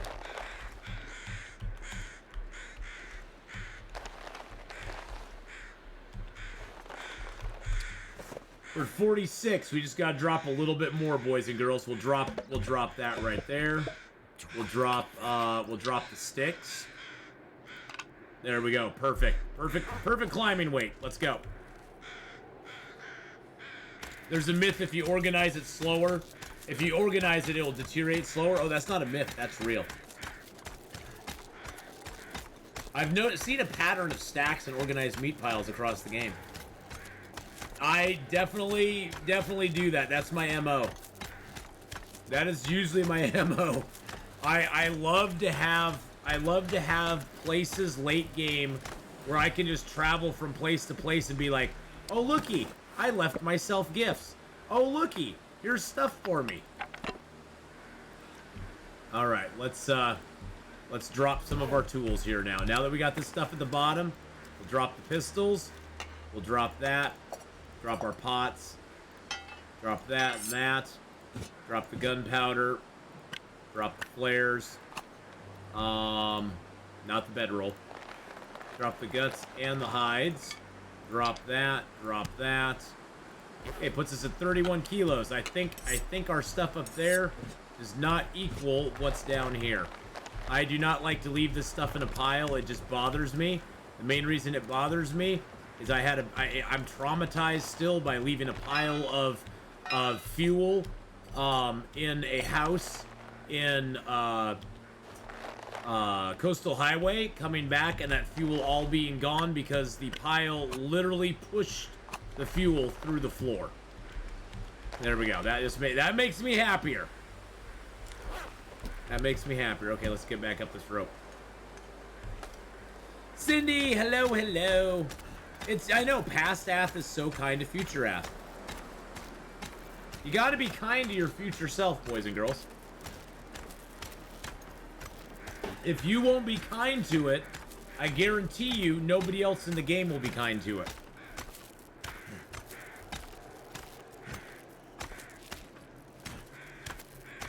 Wow, this is a long, tough climb. Let's get our stamina back. We're gonna need to sleep. We're gonna need to go up and sleep real quick. Just for a couple hours to get a little bit of our strength back. Climbing up and down ropes is a harrowing thing. I mean, we might have enough strength to climb back down. Because climbing down doesn't take a lot of energy. We are going to be super tired, though. Hang in there. Hey, now.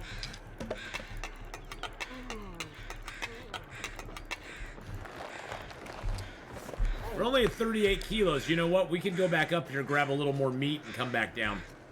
We could actually bring more food down with us. That's actually a great idea. That way we don't have to worry about food as much. One less thing to worry about is always good.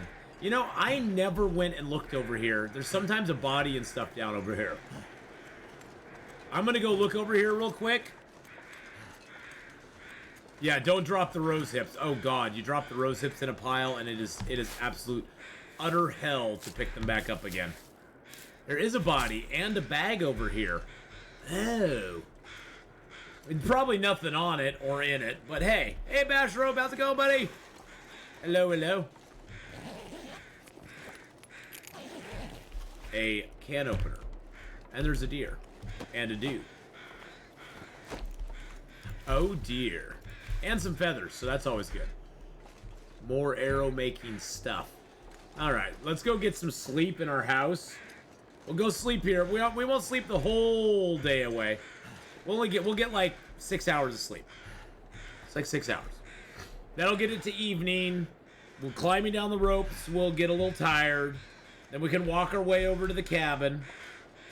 Rest there. And then we should be good.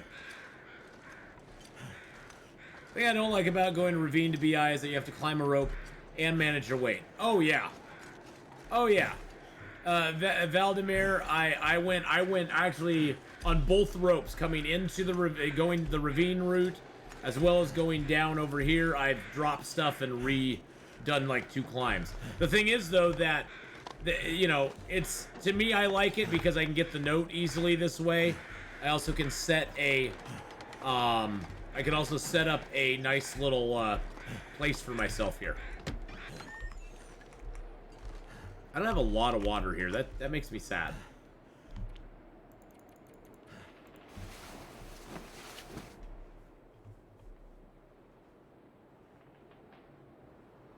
We'll get 6 hours of sleep. It'll be great. Me to myself right before sleeping for approximately 2 hours and going to work for a full day. Alright, we do need... God, I wish I had more water. That sucks. Actually, that's a nice small piece to eat. I like eating the small pieces first. That way I can get the most out of them. And I don't have them sitting around for later. Alright, that's pretty good there. We got 4 pieces of meat on us. I could take the deer hide. I could take the birch. Let's take the birch. Having that here will be nice for later. I want the birch on me for now, though. Alright. We aren't going to run, because I want to just, like, walk down. It's way past you. Well, get some sleep, Poochie! Oh my god, go get some sleep, Poochie. Don't stay up for me. Go get some sleep. You can watch it on the VOD if you want. Yeah, Vindictive Minx, I can't do that either. I can't do that anymore. I need to at least get 6 hours or I am a wreck. As long as I get 6 hours is not enough, but at least I don't feel like a wreck off 6 hours. At least I feel halfway human. But Poochie, get some good sleep. Sleep well, my friend. Hey, Blackman PL! This looks like Timberwolf territory. Yes, it was. It was Timberwolf territory, Blackman PL, but now it's my territory. Because I killed the Timberwolves. You can make do with 4. Yeah, I used to be able to make do with 4. Not anymore. My old body's like, nope.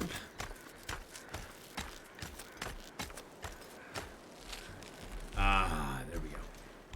Pick up all of our stuff. See, when it's all laid out, you can choose what you want to pick up.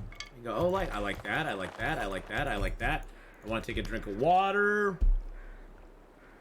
Bop, bop, bop, bop, bop, boo. Get my flares, get my coats, get my fuel. And we're a little overweight. That's okay, though.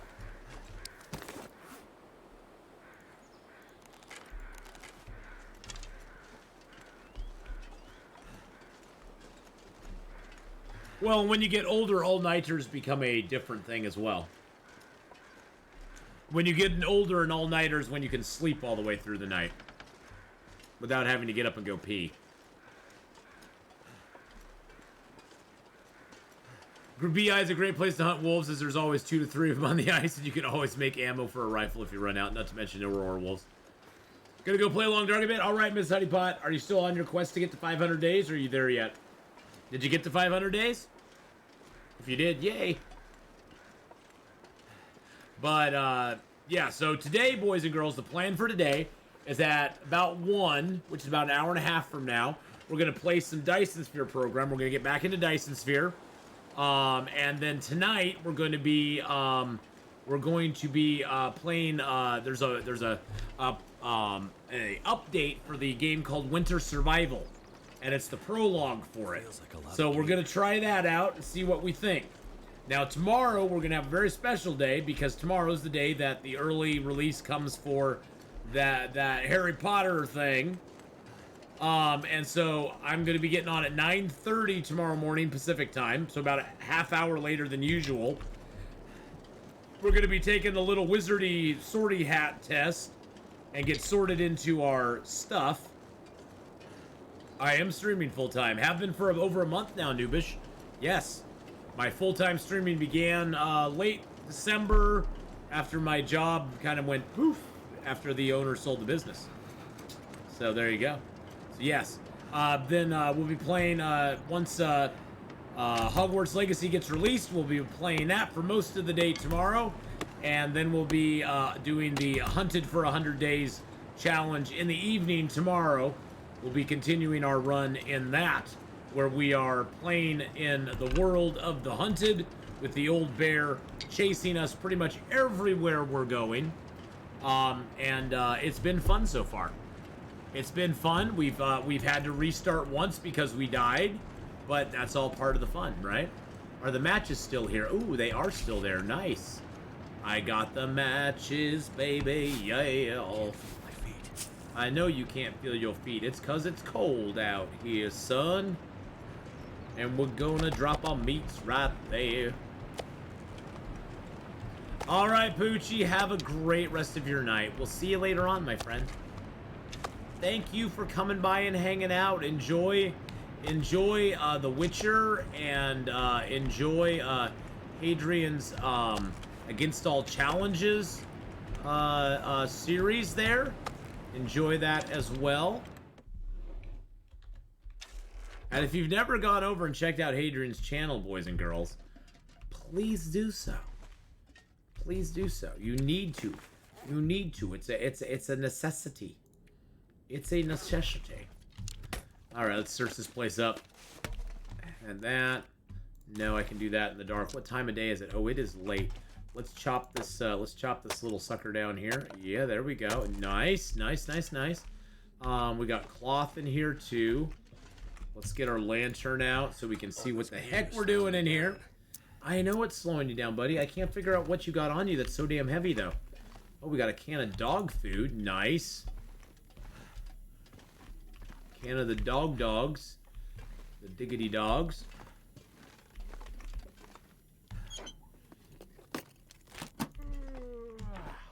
Real winners know not to be like Flamingo. Kids, cool kids sleep. Cool kids sleep? Well, you know, hey. The cool kid, you know, thing fits. If that cool kid shoe fits, wear it, right? Alright, let's holster that. We're gonna get a bunch of wood here if we can.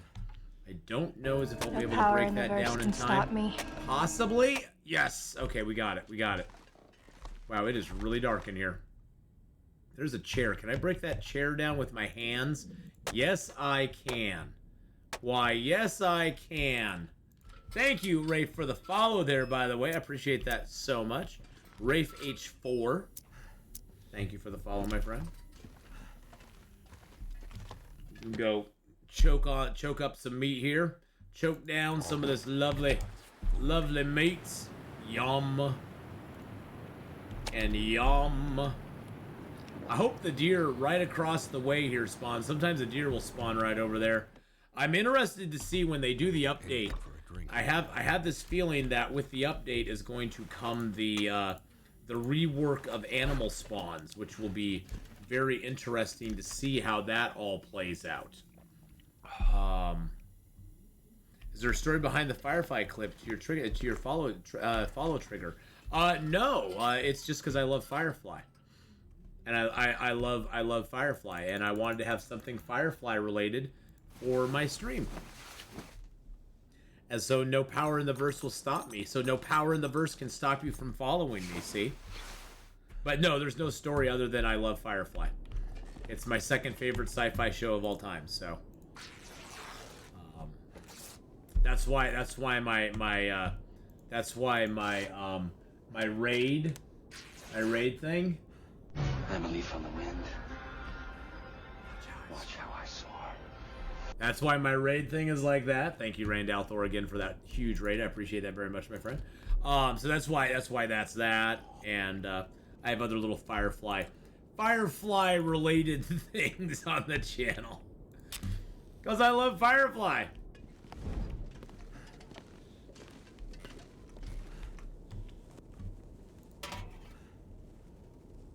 The movie Firefly is great till now. Till now? What do you mean? What do you mean? Well, the Firefly movie was kind of, I don't know. It was okay. It was nice to see them all together. I hated that they killed off characters, but what do you mean till now? Movie Firefly is great till now. I don't understand the second part. I'm very confused. It doesn't take. Still now. Oh, I was like, did something change? Is there something weird that's in it that is bad now, or? I like how they wrap things up with the Firefly movie. It made me sad because, you know, they killed a bunch of characters in it, like long-term characters. Especially Shepard. That made me pissed. I was like, really?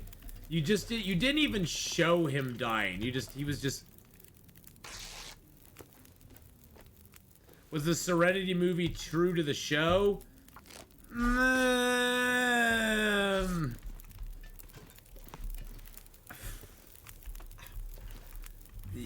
Sort of. I mean, true to the show as far as they change. I mean, some of the lore with River and her brother, River and Simon, was kind of true. They kind of expanded it a little bit to make it into like the main plot line. You know, her escaping and being kind of the key and all that stuff. They sort of expanded that a little bit, and they sort of gave you all the answers, which I didn't. I liked that in the show. You knew there was something up with River, but they didn't really give you all the backstory on it. And I always hate it when they just tell you the backstory. I'm a very show not tell kind of person. I like my shows to show me stuff instead of just explaining it all to me. And I feel like in the Firefly movie, they kind of just explained it all. Bye, Jorel. Have a good one, my friend. This pack is getting too heavy. I mean, I understand why they did it, but it was just like, oh, okay. You explained where the Reavers came from. You explained why River's the way she is. You explained what happened to her. You know, they were kind of getting into that in some of the episodes with the dudes with the blue gloves. I still don't understand what the blue gloves were for. You know, it's like, okay, well, that's cool. Part of it I don't understand. But as far as being true to the show, it was pretty true to the show, yeah. I'd say it was pretty true to the show.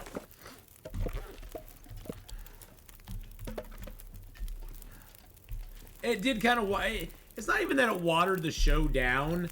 It's, again, it just explained too much stuff. It's like, I don't want to know all this stuff. I want there to be some mystery. I like a little bit of mystery in my shows.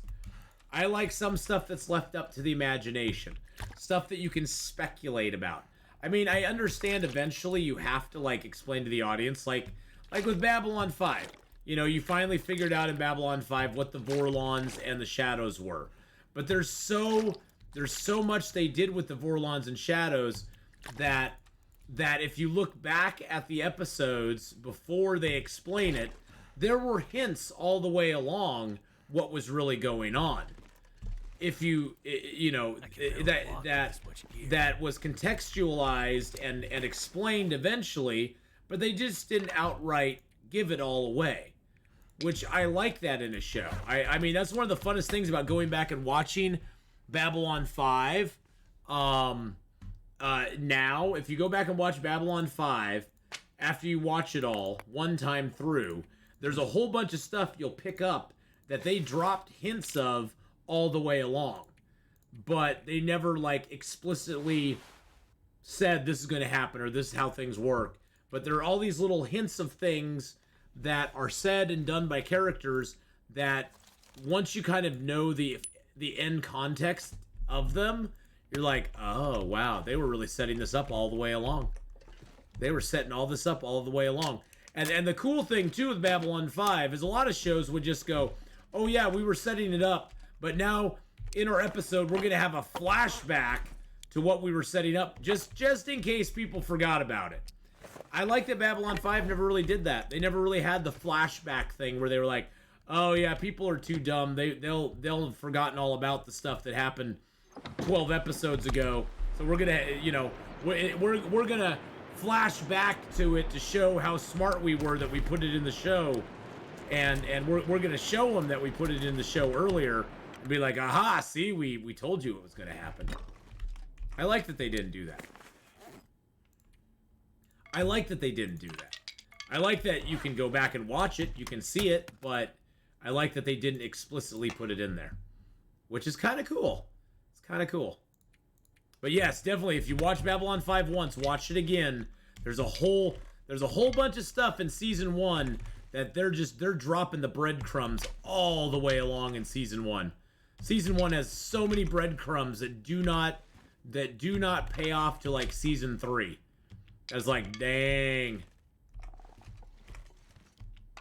Really good stuff. Really good stuff. People are dumb in some ways, yeah. People's attention spans have gotten really, really, really short. Have you heard of the reboot possibility of Prime with Nathan? I've heard of it. I personally would rather them not. I'm happy that Babylon 5 is dead in the water as far as a reboot goes.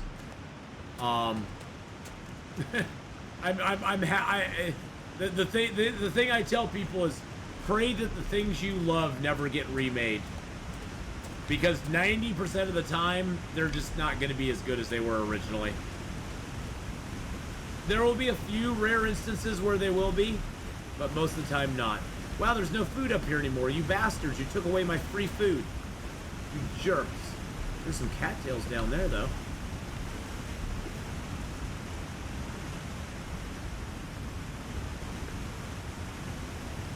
Oh, it's Disney? Oh, God, please, no. Oh, please, God, no. Oh, please, God. The evil Empire Mouse, I do not want them getting their hands on Firefly and doing that. No. Please, God. God, please, God, no! No! I'll be like Michael in The Office. God, no! No, please, God, no!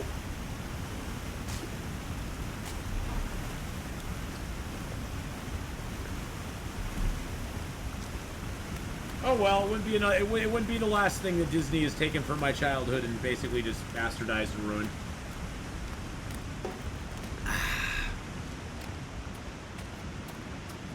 Yeah. Hey, mushrooms. Look at that. We'll get some mushrooms. Yay. Yeah, I'd rather them not do that. I hope it falls apart. I love you, Nathan Fillion. I do.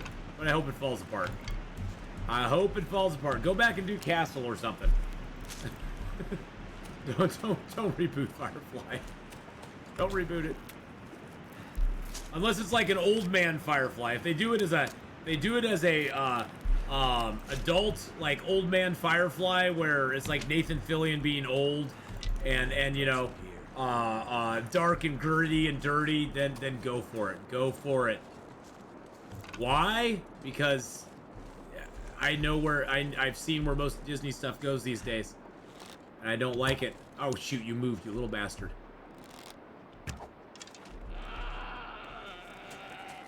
I don't like it.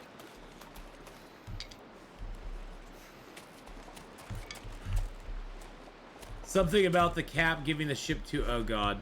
So it's gonna be a passing the torch thing. Fabulous. Why do they keep rebooting things other than as... Oh, it's a money grab. Well, why? Here's the reason they keep rebooting things, Flaming Ingo.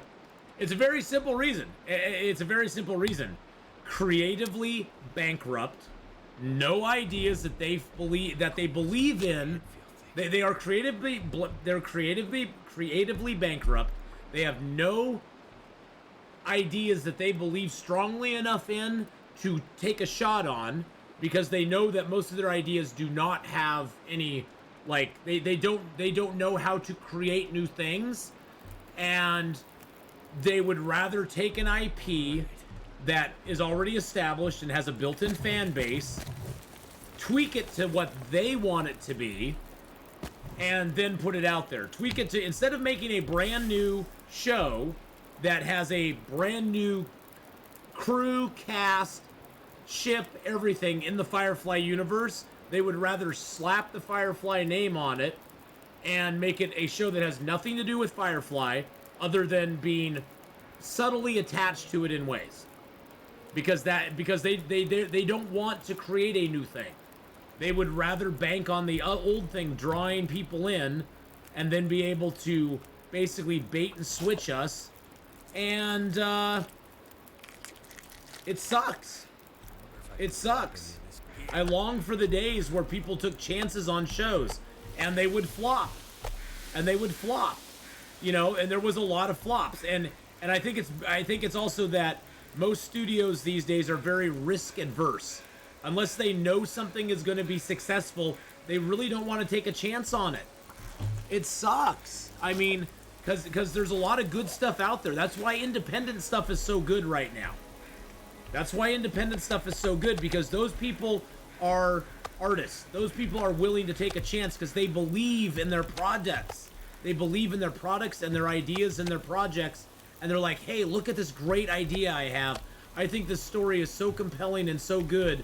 I want to get it out there. And that's the bottom line. It's just the big studios, especially, they all want their stuff to be billion-dollar movies.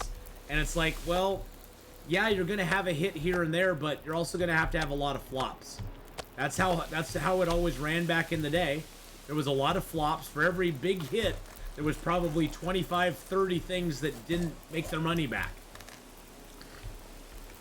Now they want everything to be successful. And it's like, well, it's a nice idea, but in reality, everything can't be successful.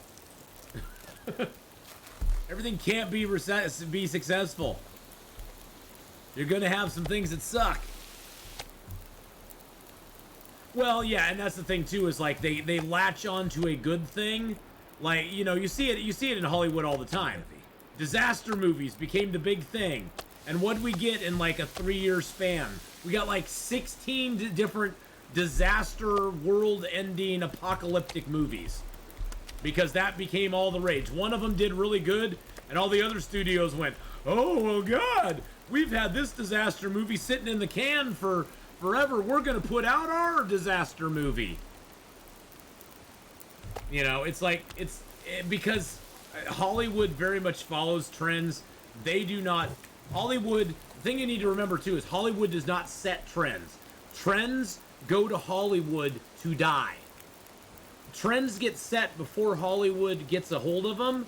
Hollywood gets a hold of them, and they go there to die because Hollywood will basically milk them for every penny they can get, to the point that people are just like, okay, I'm done. I'm good. I'm good with it. Fandoms are what make things popular. Fandoms are what set the trends. You, the audience, are the ones that set the trends.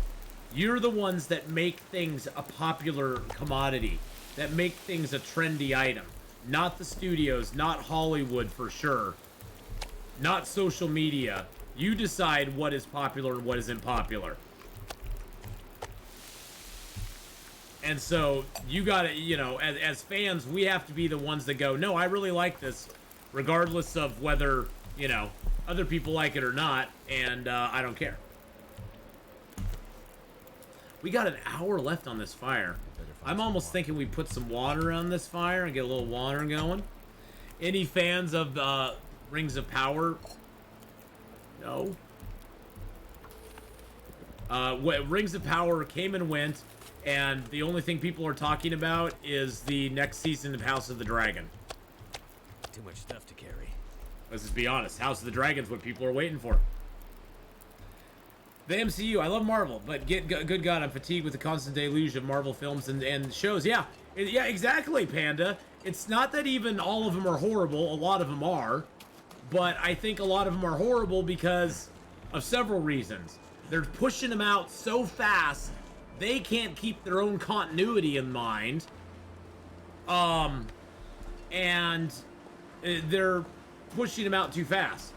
They need to slow their roll. They need to draw back a little bit. They need to draw it back a little bit. And not, you know, not put out as much stuff.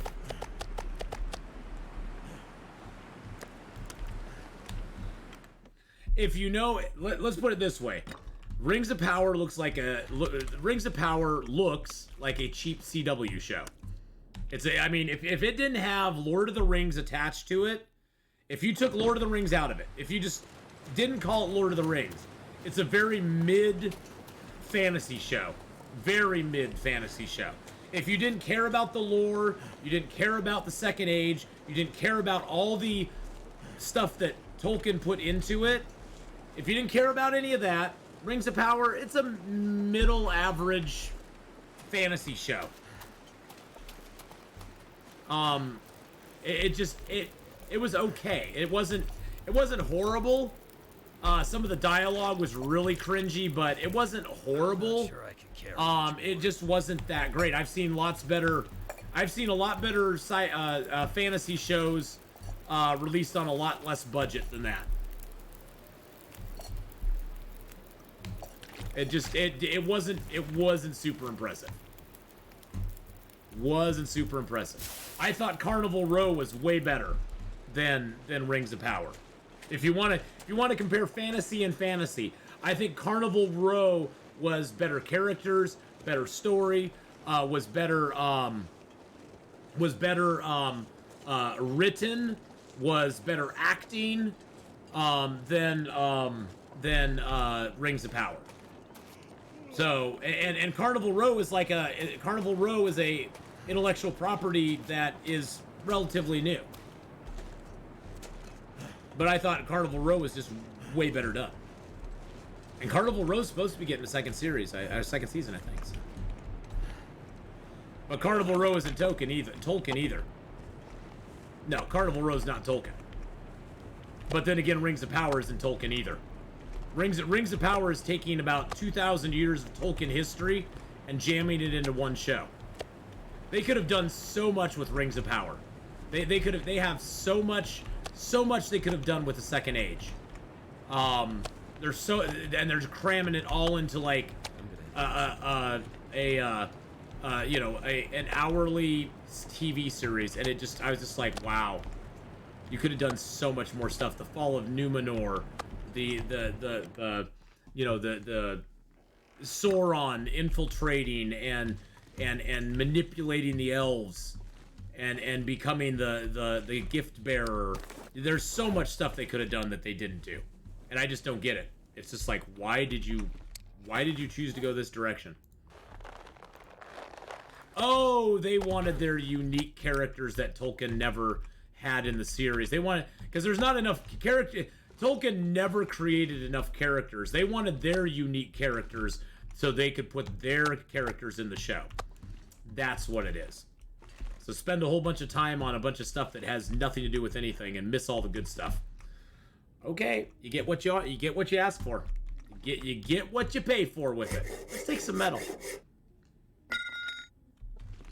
Oh, well, Carnival Row's supposed to come out with the second season, from what I hear. I hear it's slated. I don't know exactly when. I know it got delayed because of COVID, but... Oh yeah, Game of Thrones was great till they ran out of the source material. That was the problem. They ran out of the source material, and Game of Thrones, well, Rings of Power suffered from the same thing Game of Thrones did. There's this thing in sci-fi that teleportation doesn't work real well. When armies teleport from one location to another, and you don't explain how they got there, people kind of go, huh? Like, explain to me how the Gondorians how the Numenorians got from Numenor to the to Mordor in the time frame they did. How exactly did that happen? Where was their magic teleportation spells that they used to get there? Because there's no way they arrived in the time that they put in the show. Carnival release date is now 11 days from now, February 17th. Oh god, oh god. Now I have that too. Now I have that. They took a very big plane, yeah. And how'd they get all those horses across the ocean from Numenor to the mainland, by the way, as well? I didn't see a whole lot of horses on the ship.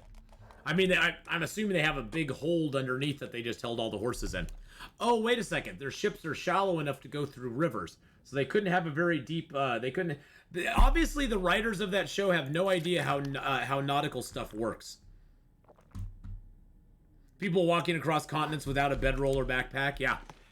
At least in Lord of the Rings, Peter Jackson gave him a pony. Well, I mean, they had a pony in the book. He gave him a pack horse that they had to carry stuff with.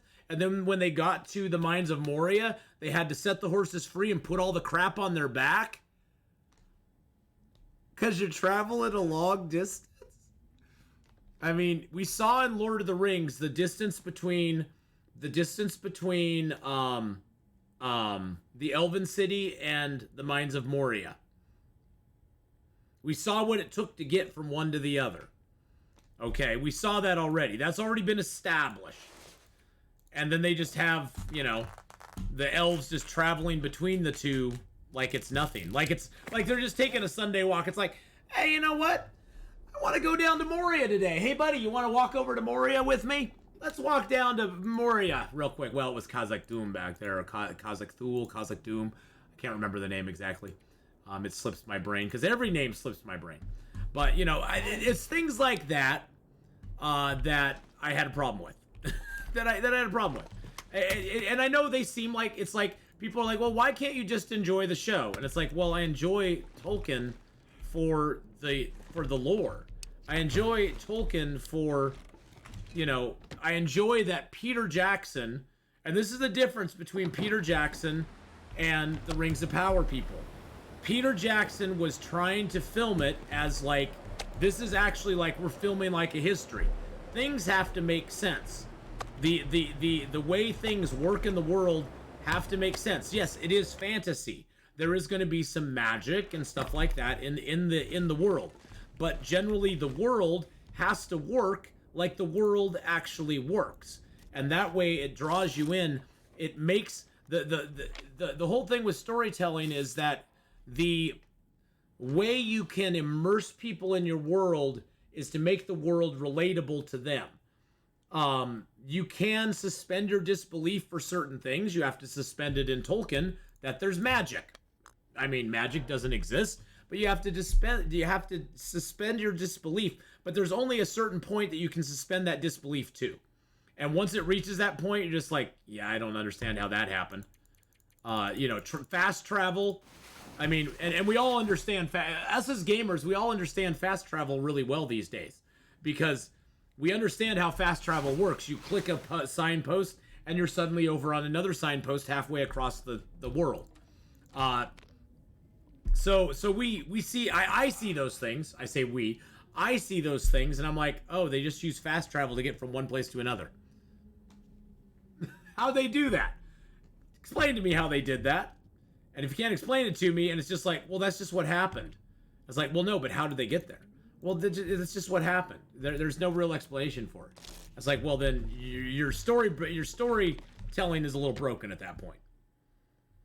And I felt that way when I watched Rings of Power. I did watch Rings of Power. I got badgered by people in chat to watch Rings of Power, and I was like, okay, I'll watch it, because I had watched a few things about it, and I was like, I just don't think this is going to be for me. After watching all, what was it, 9 painful episodes of that, cheering when Galadriel was being bombarded by a pyroclastic cloud, which should have killed her, by the way.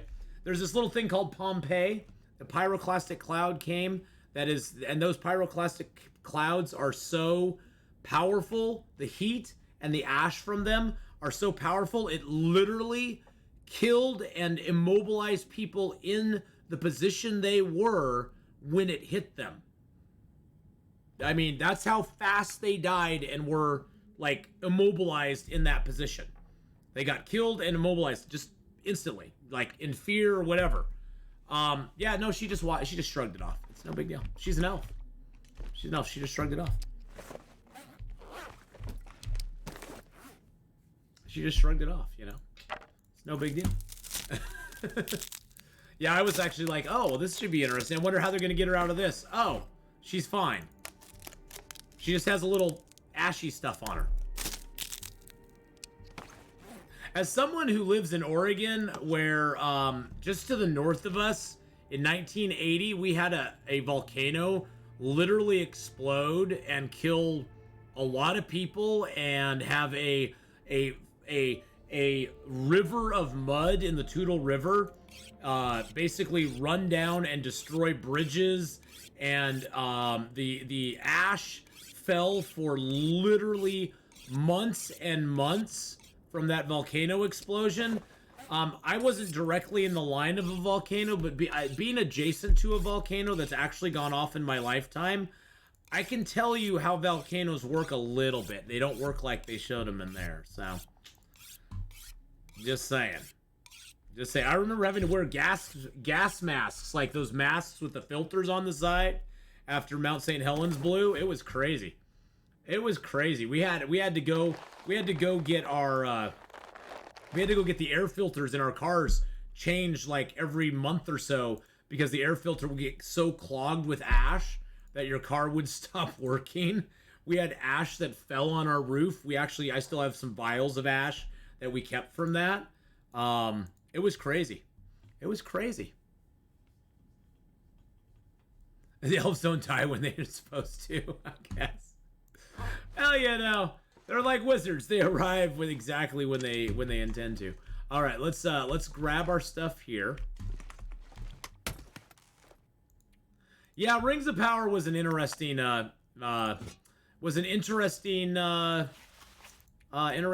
experiment. I think that oh wow, we are very heavy. Oh, we're still at 54. Nice. We're very heavy. Okay, so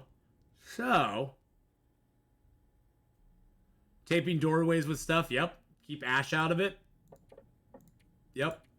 We actually had in our house, we actually had to have a sort of like almost a mud room where if you came in from outdoors, you had to, take off your coat, take off your boots, get the ash and stuff. We had to, we basically had to make it so we weren't just tracking ash into our house. That's how bad it was. That's how bad it was. Okay, well, we got everything here. I think I'm going to move to... How's my fuel look? Okay, I do not need that tinder. It's just a minor weight, but we don't need the tinder. I don't need the sticks. I think we're going to move, boys and girls. Oh, how much water do I have? I got 5 liters. Okay, we can lower our weight quite a bit. That's awesome. Quite awesome.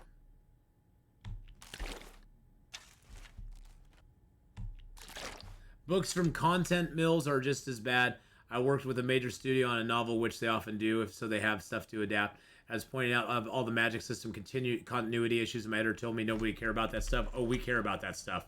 I've always had problems with magic systems that don't work. And I know it's magic. It's not real. It's magic. But if you have a magic system, even in a fantasy setting, you need to make your magic system be canonical for the universe that it is working in.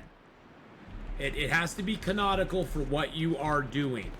It doesn't have to make sense that it works. It's just that in the framework that you have put in place, it has to work the same for everybody. The magic can't work one way for one person and one way for another unless you have some sort of explanation for it. Like this mage uses, he draws his power from this mage draws their power from that, and it makes the magic function a little bit differently. You have to have some sort of consistency with that magic to make it work. I totally understand what you're saying, Saharan. That bothers me when I see that in fantasy shows. You almost with a fantasy show, you have to do one of two things. You have to make the magic completely ambiguous, but consistent, so that people don't understand what's behind it, but it's consistent. If one guy can cast a fireball spell, another guy in the same circumstances can cast the same fireball spell. That sort of thing. So you have to make the use of it consistent. You don't have to explain what's behind it. Or you have to explain what's behind it, and you have to keep that consistent as well. There has to be consistency in there somewhere. But hey, Valor, how's it going? After our challenge, I will challenge you once again with another one. Really?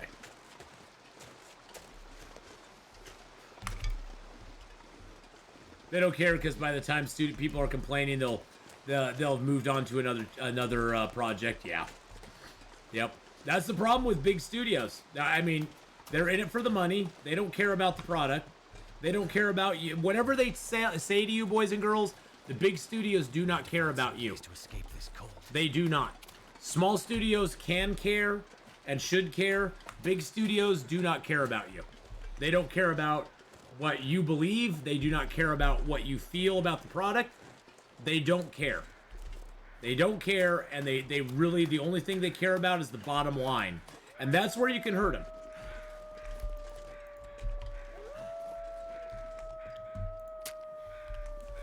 That's where you can hurt them, is on their bottom line. This is a very small pack of wolves. Die if I don't warm up soon.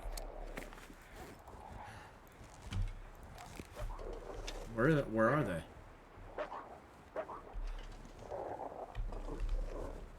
Probably gonna run away with my arrow too.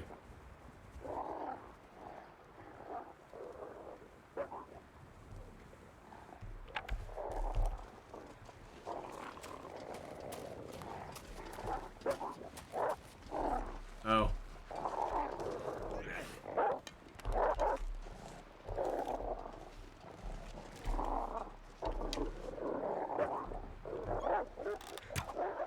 Oh, jeez Louise. I don't know what was up with those wolves.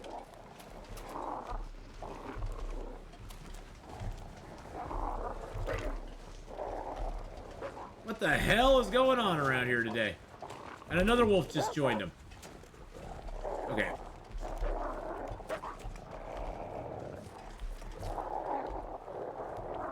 I'm making a fire. I don't know what the hell is going on with these wolves, but I'm making a fire. I don't know what... There's a wolf right there! He's right there! He's right there! He's waiting for me to make my fire, then he's gonna attack. Fire's life out here.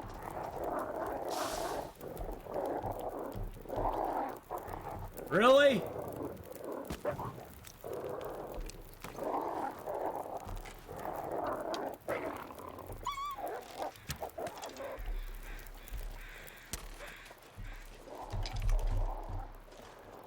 Really?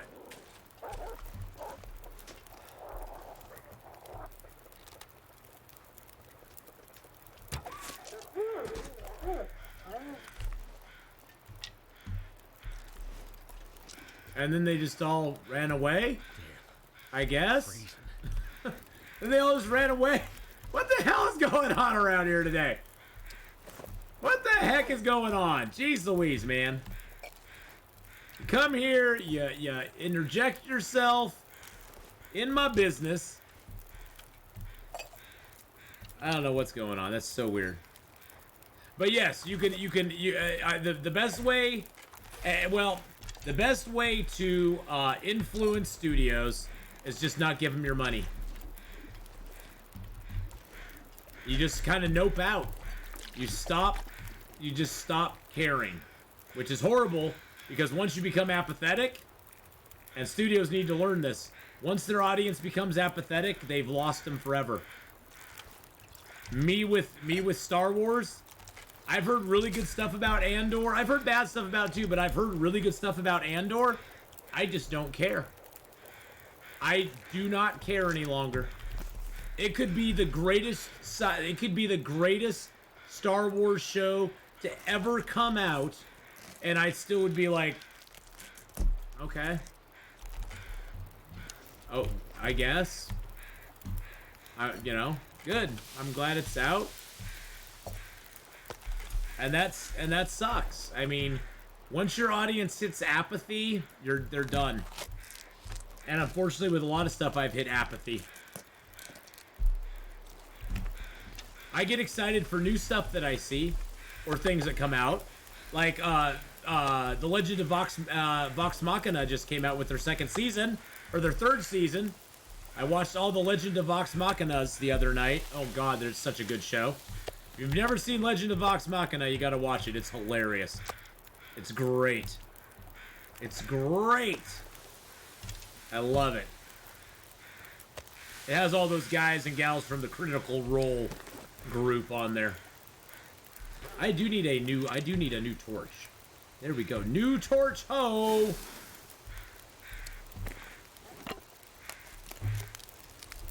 Hi, Honora. How are you? Atheenon? Atheenon, yes. Atheenon. Pretty much. And it doesn't mean I hate it doesn't mean that I hate the franchise as a whole.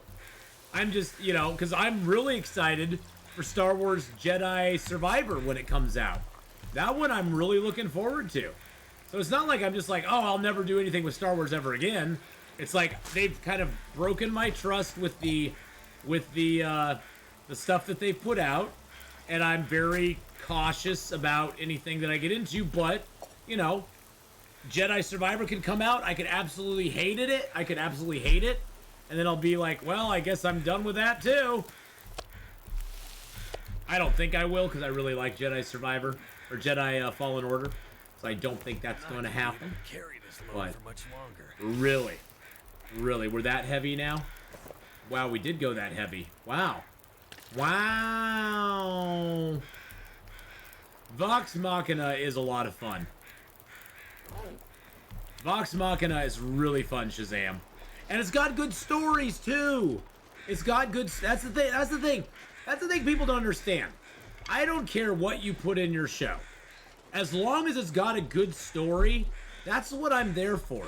You give me a good story that's entertaining, that has a little bit of humor in it, where you can empathize with the characters, where you can laugh with them, you can cry with them. You suck me in with a good story, and I will stick with your product. And that's the biggest problem with a lot of stuff anymore, is just not good stories. Or stories that are kind of mid. And a lot of stories that are very much the same. They're very much the same story over and over and over again. Same beat, same sort of stuff like that. Thank you for giving Pandasaurus a shout out there. Thank you for giving him a shout out. Love having Pandasaurus Rex here with us.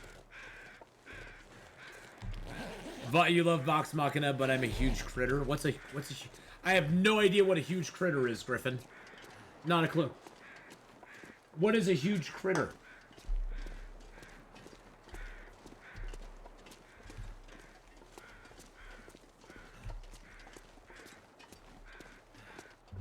Critter as Critical Role fan. Oh yeah. Okay, got it. I did. You know where my mind went first, Griffin? I went, hey, if you want to be a furry, that's your business. I'm not gonna throw any shame in your game there, man. You go be a furry, and if you want to do that, good for you. That's where my mind went immediately. That's where it went. I'm sorry. That's where it went. I was like, critters, furries, kind of the same.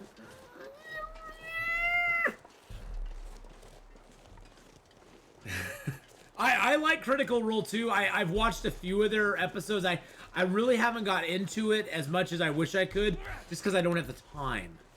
I don't have the time to. Do I really need to torch walk though? I don't think I do.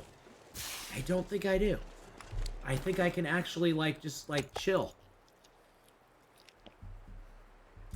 That's why I've never been much into horror genres. So much lacking in the story many times. Well, a lot of them are just slasher films.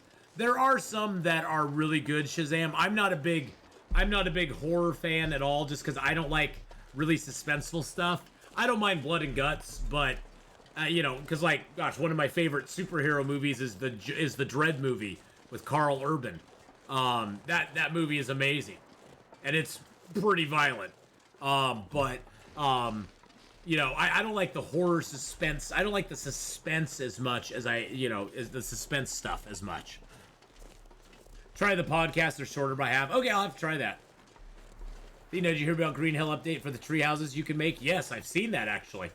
I've seen that. Green Hill is something I want to get back into at some point. I will be revisiting the old Greenish of the Hell. We're just gonna follow the road. I know the cabin's over there somewhere. We're just gonna follow the road right now. We're just gonna go down the road, kind of chill out. It's not that cold, so we can walk slow like we're doing.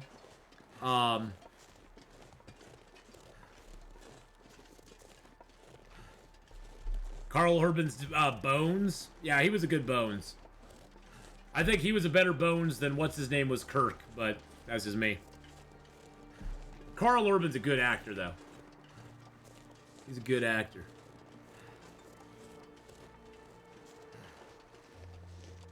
Never watch 127 hours? What's that? Is that a movie, 127 hours? You're gonna get some lunch, Psychotic? Here, get some good lunch, my friend. But yes, Psychotic, I did hear about the Green Hill update. I actually went and looked at it. It looks really cool. I'm hoping that it's really good.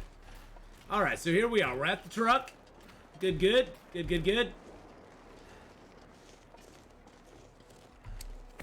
I got a lot of wolf meat on me, boys and girls. That's okay though. That gives us a little bit of food to carry around. Boop-a-doo. Oh, boop-a-doo. There's nothing in that one. That was weird.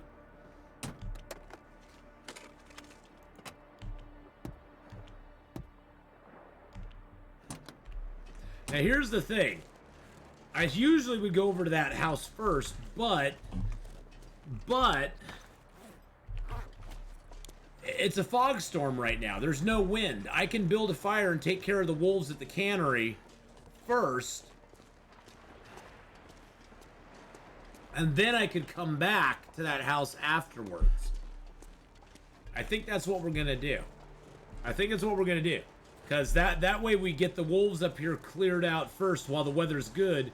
We don't have to worry about coming back here if the weather's bad and having... I mean, fog's not great, but there's no wind.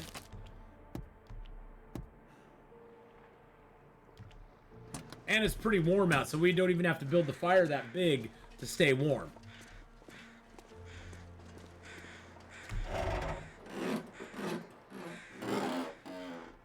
It's like the perfect time to do this. Because once we clear these wolves out, the only wolves that we'll have to face are the ones that we spawn when we climb up the rope to get to the cannery. Because when you climb the rope and you go on that route the first time to get to the cannery, there is a spawn of wolves that will happen. That will, they'll basically spawn and be running around below you. You aren't in any danger of them at that point, but they are there later on. So you basically are respawning your, you're basically respawning the pack of wolves. And if you don't clear out the pack at the cannery before you climb that rope and go on that journey, now you'll have two packs of wolves beneath you, which is loads of fun.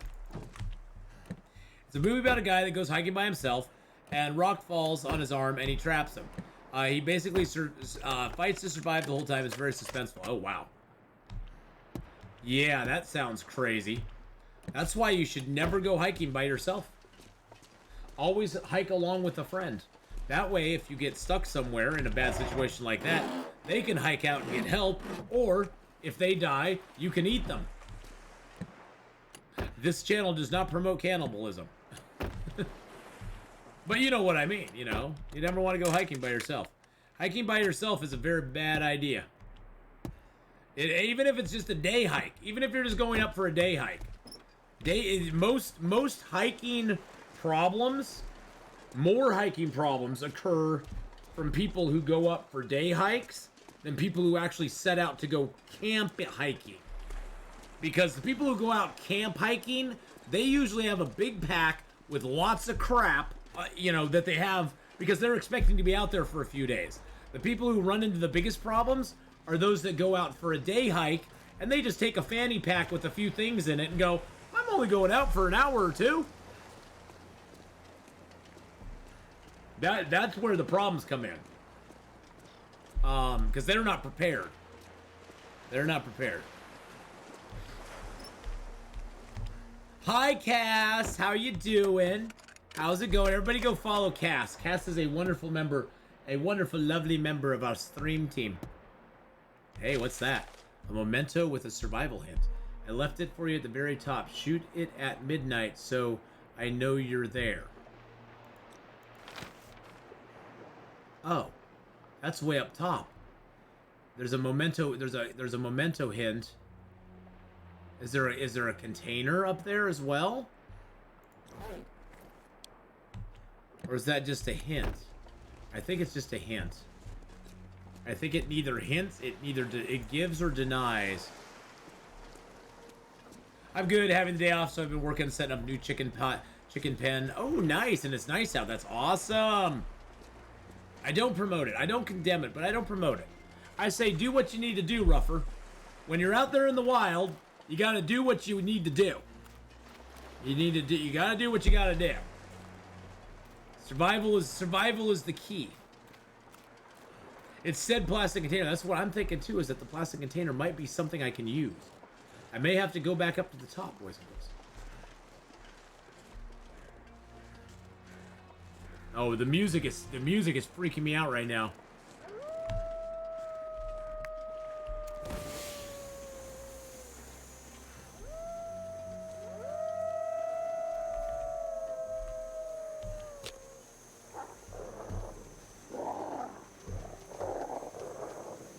No. Bad doggies. Bad. Bad doggies. Bad doggies. Bad doggos. Bad. Bad.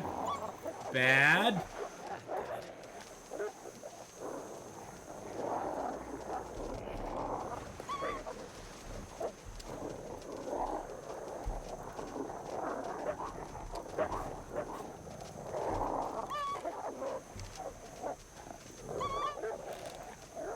Wow, there's 1, 2, 3.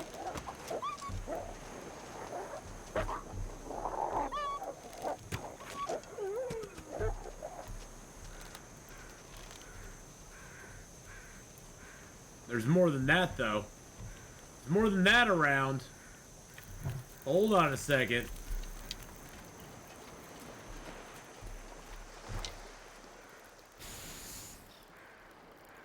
There's more than that. There's like 4 or 5 of them. That doesn't seem right. This gear's starting to slow me That down. seems like they're gonna be back, boys and girls. They're definitely gonna be back.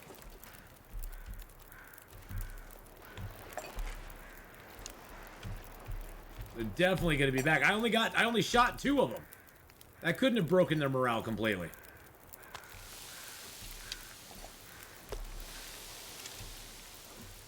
I'm so confused.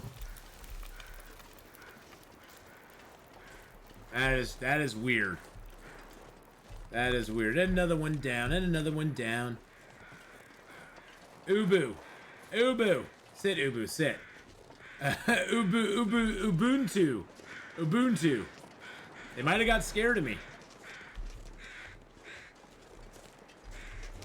They saw me flexing and they were like, yeah. You want to go over there? I think Wolves that he's over there. You don't want to mess with that.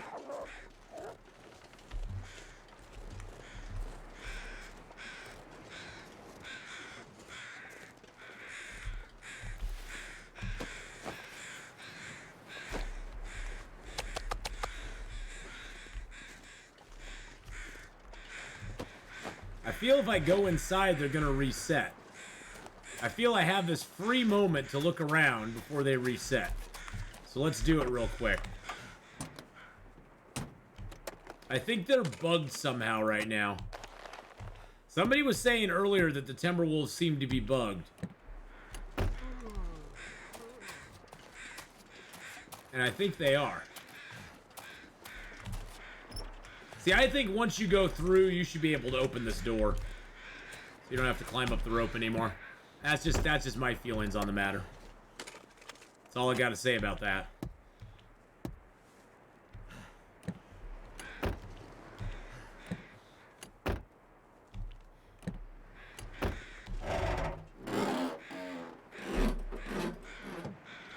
More challenging fun. I know. Bug T-Wolves.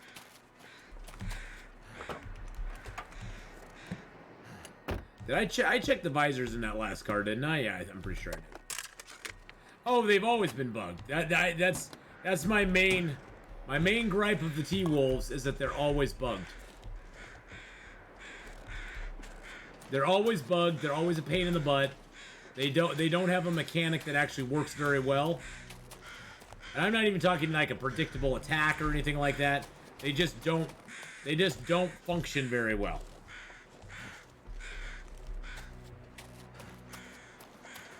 Check the guard hut here.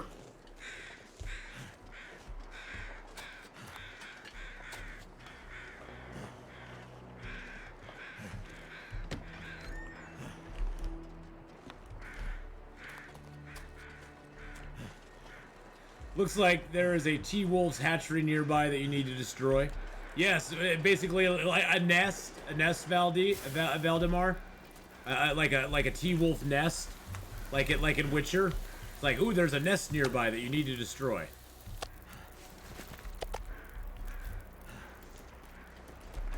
I mean, the one nice thing about them is they do have a lot of freaking meat on them.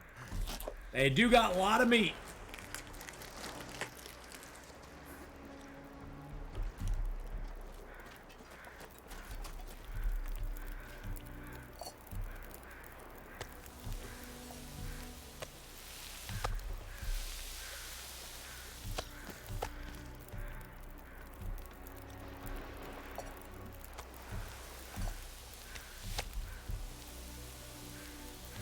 So at least you get a little bit of a reward for your trouble.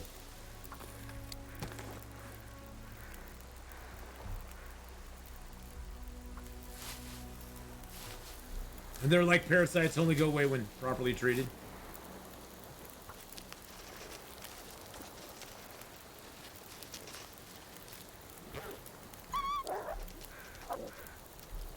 Really?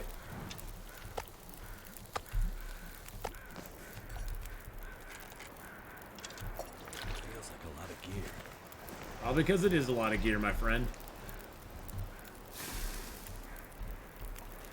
Alright. Interesting. Hello to Ukraine, Art Moon. How you doing, my friend? How you doing? I know. I think the Timberwolves, the thing I was disappointed with the most, my biggest disappointment with Timberwolves is they did not have a unique pelt. That was, to me, that was the biggest disappointment of all. It made me the saddest, because it was like, you go through all of that effort to kill them, and then they don't have a unique pelt. Yeah, they got their confidence back.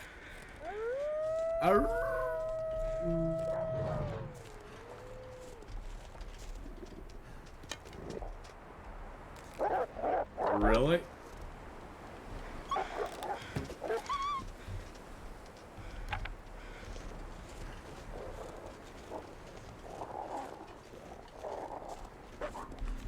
You know, I already shot your buddy. Just chill out, dude.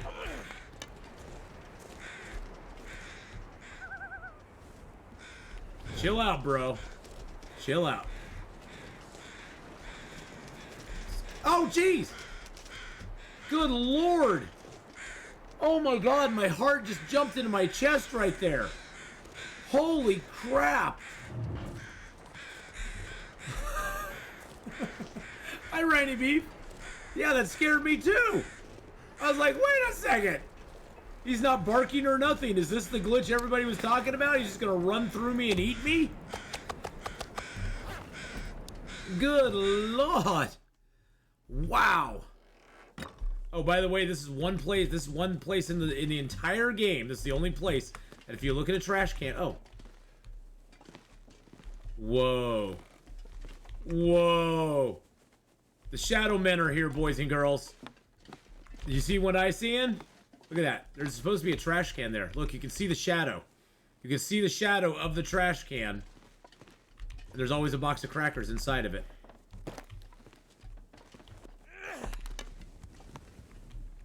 What in the hell? What in the hell? Oh yeah, no problem. No problem, Righty. What in the heck is going on? Well, I hope, Righty, that you understand we aren't going to be, I mean, we're going to be playing in the server, but we don't really care about the server itself as far as, like, building stuff up. We're just kind of getting into it to have fun. We'll be doing a lot of goofing off, so everything you're doing is going to be actually building our world up for us. Everything we're going to be doing is just going to be goofing off and probably burning stuff down. So that should be fun, right?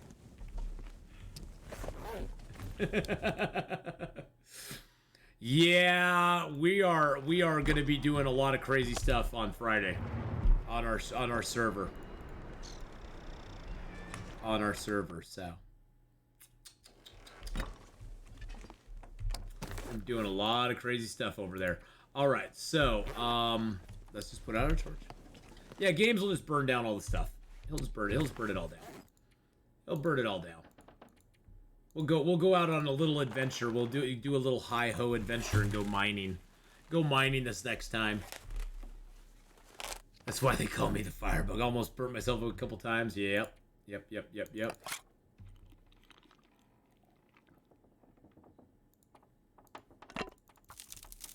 Just the usual for you.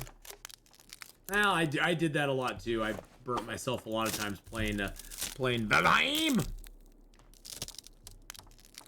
All right. Well, I don't want to sleep too long tonight. We'll sleep in shifts because if we can get an aurora, we need to go try to utilize it. We need to go try to utilize it. We're at 50 kilos though, so we're definitely gonna have to drop some stuff that we have on us to actually. Oh, I did not sleep enough last night. We're gonna have to drop some stuff to get our stuff on. So let's sleep for like 4 hours. Of course. Of course. There we go. All right, so what we're gonna do, I'm not gonna drop it here though. Not dropping it here. Actually, I have some, no, I didn't bring any birch maple with me. Okay, let's leave the trailer. Here's what we're gonna do. Gonna grab a few pieces of meat here. Gonna hustle or bustle over here and hopefully not encounter any wolves.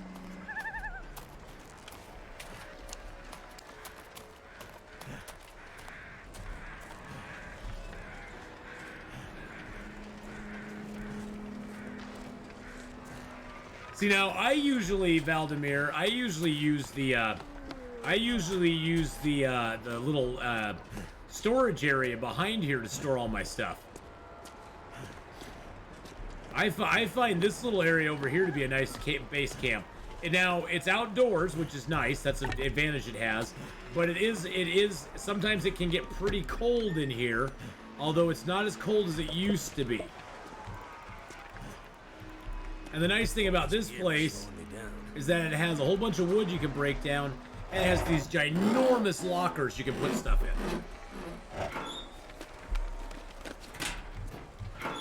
So I love it for these lockers. I'm gonna leave my birch, my arrowheads, my feathers, and my guts and hides over here. So I really like this one a lot. This one's like my go-to. All right, we're at 52 still.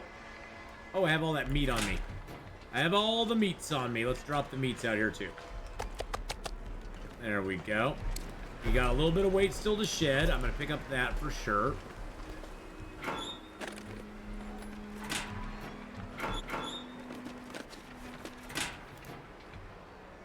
You pulled a Cena with that wolf?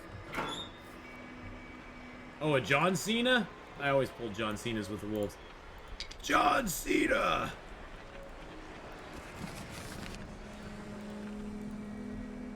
Oh, you mean the wolf pulled a John Cena with me? Yes, it did. I'm gonna leave these and that here for right now.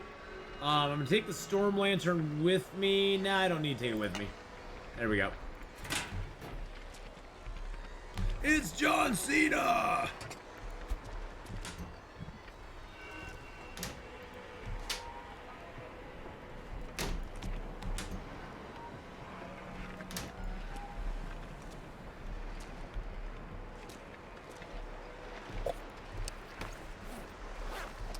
All I have to do is climb one rope. Once we get up that rope, we'll be good. I'm just gonna climb the rope. I don't even care about getting the thing open tonight. Yeah, I've lost some arrows too. Need to go track down those wolves that have my arrows in them. What time it is in my area, Art Moon? Right now it is 11:40. It's almost approaching noon. It's almost noon here. I'm not even going to search this. We're just going to bypass it. I will search the backpack just because I got some doggity-dig food. Diggity dog food, baby. There's always a hat here, it seems like. Yep, that's still there. Now, once we hit this barn, once we hit this here, there they are. Yep, this is where they spawn.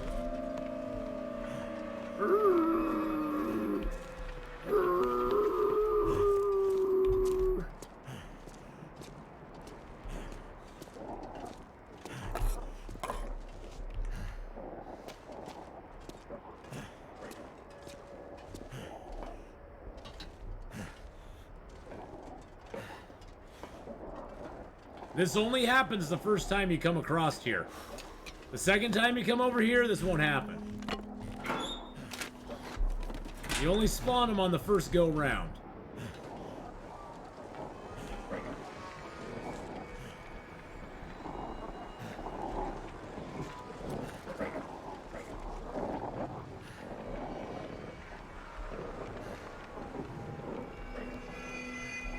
Why can't I draw my bow? What the heck's going on?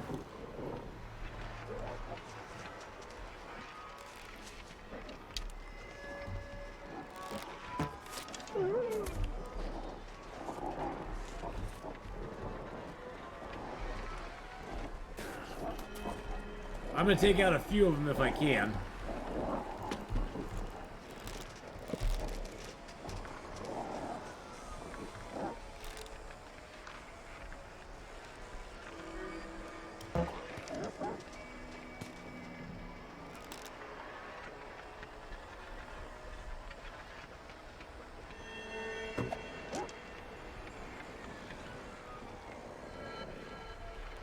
I have to remember to go get those arrows tomorrow. I got one of them so far.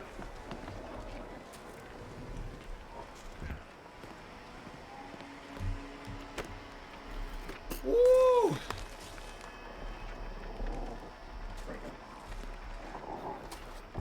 Oh, that's different. What's in there? Hoodie. Okay.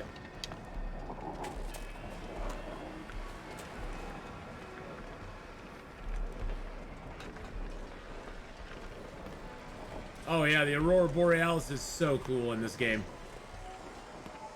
The Aurora. Yeah, look at that. That's so gorgeous. Can't feel my hands. I got emergency stim. Nice. Nice. Another emergency stim. That's beautiful.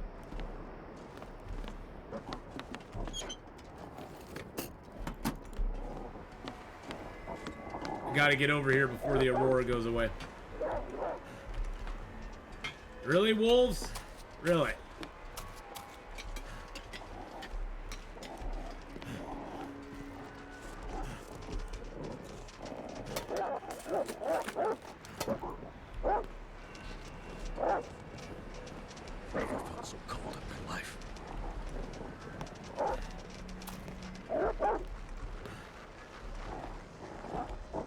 I get a shot on one, I'd love to get a shot on one, but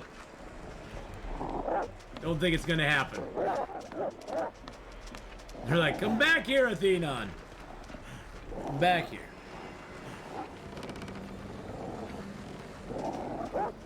Alright, we're just gonna open the door. There we go. Something's making me feel tired.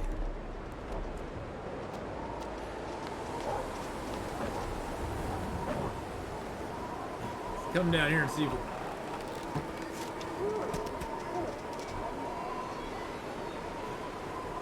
Alright. Good deal. Alright, I have a few furry visitors. Yes, I do, Sarge. I'm not going in there during an Aurora, that's for damn sure. Then we'll get an Aurora Fluffy, which is not as much fun. Usually a flare here, there we go.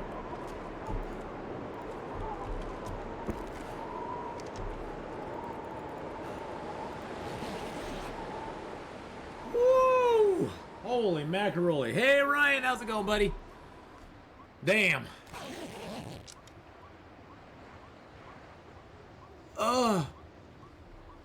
Do we have Archery 5 yet? Yes, we do.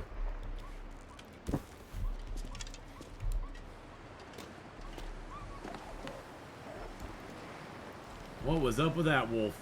Something weird. Something weird was going on with him. Alright. Let's leave some stuff. Oh, actually, let's go in here and deal with Fluffy first. What time of day is it? It's gonna be kind of early. It's not gonna be real bright in there, so let's just get a little more sleep. Just a couple hours.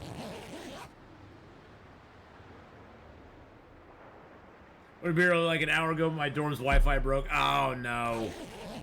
So this is how you want to go in here, because there's a wolf in here. You want to crouch, especially if you can do what I'm doing and crouch and shoot at the same time. And usually when you get in here...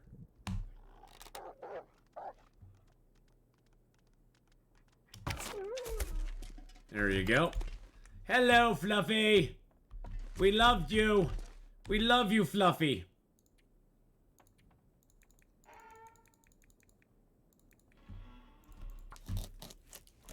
Archery 5 is great. I need to drop something. You need to drop nothing, my friend. You are perfect just the way you are. Just the way you are. I'm gonna take this meat out here and drop it off. You do have a fire barrel out here as well that you can make a fire in. I'm gonna run down here real quick and see if there's any loots down here. Because sometimes there are. Oh, look. Oh, wow. Oh, wow. They really put the loots out here now. Holy crap. Oh, wow. And even flare shells. What? Oh, my goodness gracious. Gave us more flare shells. Gave us 100% flare gun. That is fantastic. Is it just me, or do flare shells seem to wear down pretty damn quick anymore?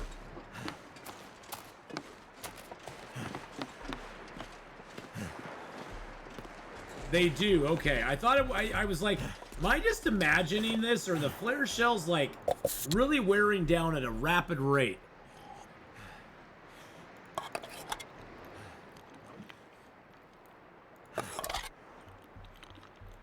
I guess really the only way to combat it is to like unload your flare gun, see where your flare shells are at, and go, okay, I'm gonna drop that one, that one, that one, and that one, and that one, and then I'm gonna get my flare gun out and reload it with one of the lower quality shells.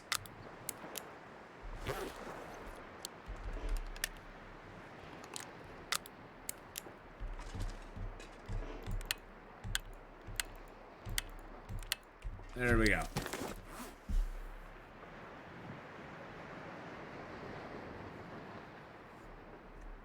That way we loaded like the lowest one. Yeah, it is weird. It is weird. It's very odd that it seems to decay that quickly. I think it's probably just a mistake. I think it's probably something they need to fix or correct. That's just a mistake for right now. All right, let's leave our bullet making supplies here. Hey, look, they left us a cup of coffee. So I'm gonna leave my leave that here for sure. I also have a can of gunpowder that I'm just going to drop up here, which is more gunpowder than we could ever use probably. But nope, that's not the front. There's the front. Okay. Let's leave... Oh, there's a piece of coal there. That's nice. Let's leave our pry bar, hacksaw, one of our pots, flare, this extra flare gun. Let's leave our good bow here. Gonna leave a whole bunch of stuff here that we will come back for.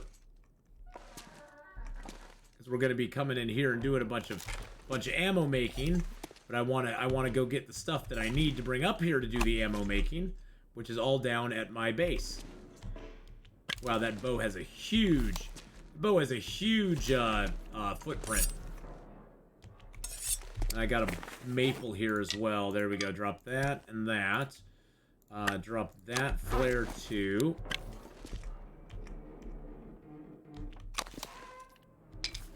That maple up here. There we go. And put the grow well up. I'm gonna put the grow well actually over here where it belongs. Grow well. Okay. Let's see. Is there anything else I want to leave here? I can leave the fuel here.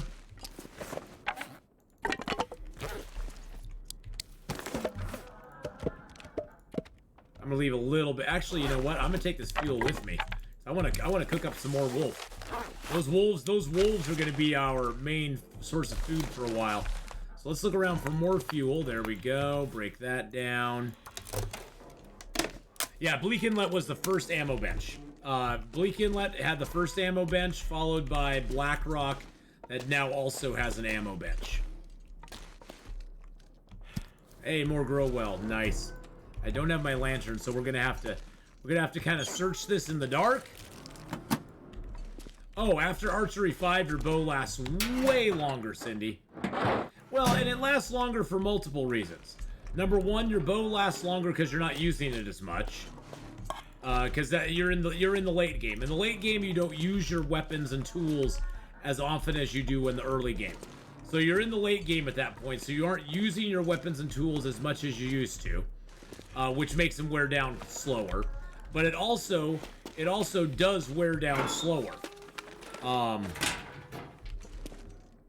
So there's a combination of reasons that you'll notice your stuff not wearing down as fast. And I think the chief one is that you're just not using them as much. There's less animals in the world, so you're not running into as many wolves and bears.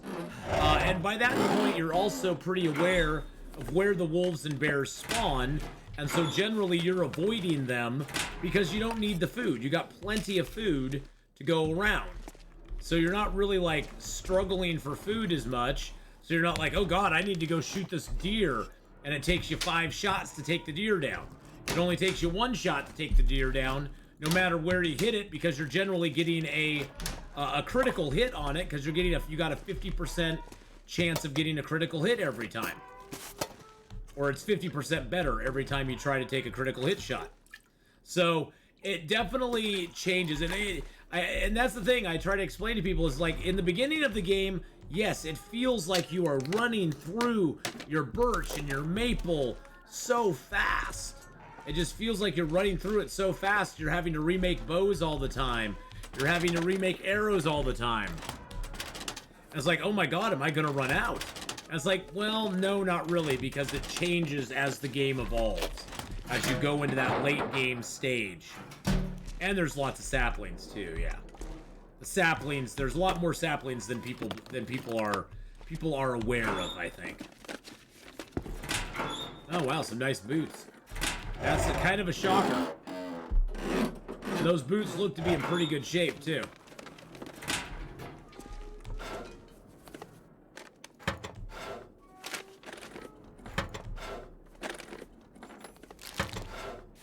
And they were getting some food, too. Those boots were in decent shape, weren't they? God, 95%. See, that's the thing. Never give up that you aren't going to find decent loot late in the game. Sometimes the loot decay makes no sense.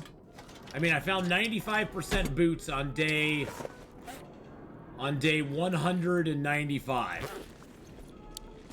That doesn't make any sense at all. You know, if you go straight off of their loot decay tables, it makes no sense. I mean, those boots are in such good shape, I feel bad breaking them down.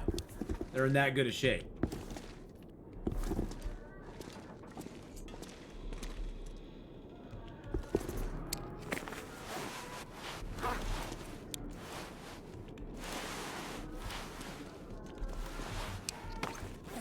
Let's see, what else did we pick up here? We picked up some more grow well and stump remover. Well, it's nice to know this place at least has enough grow well and stump remover for you to make 1 can of gunpowder.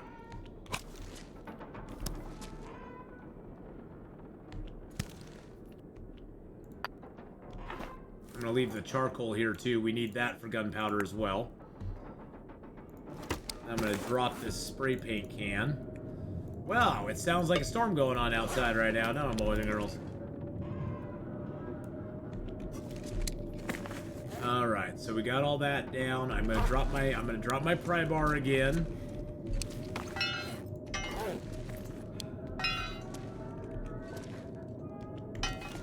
It was fun, but my ammo turned out poor. Yeah, ammo. When you first make ammo, it's not in great shape.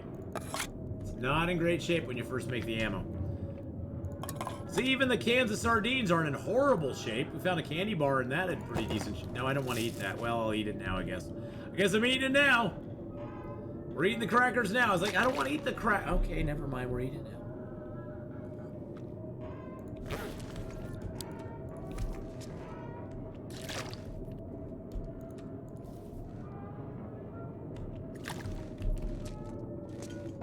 Well, I guess while the storm rages, we can bust down a crate.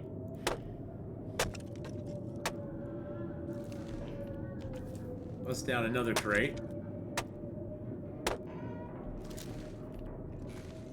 Wow, that storm just does not want to go away, does it? Oh, look! It's a heavy hammer. Interesting. Found another heavy hammer, boys and girls. Actually, I'm going to take that back down with me because we'll eventually take that out of here anyway. Nice thing about a heavy hammer is now I can use that to bust these down.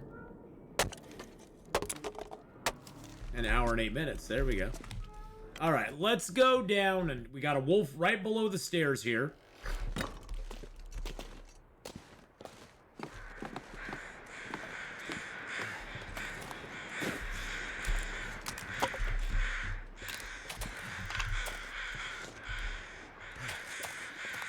We'll pick up this wool, this stuff real quick.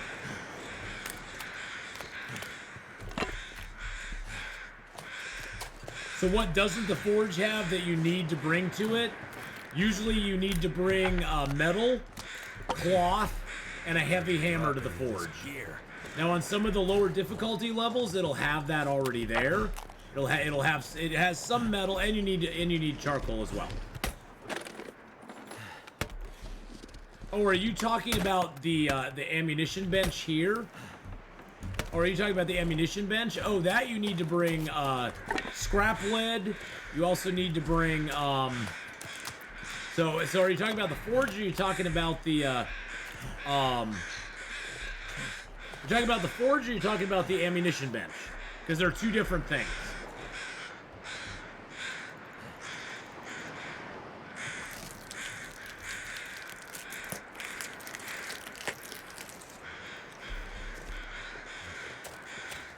You want to do all your crafting in one place.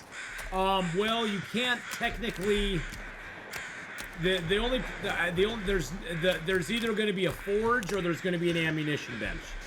Blackrock, I don't think Blackrock has a forge and ammunition bench right next to each other, does it?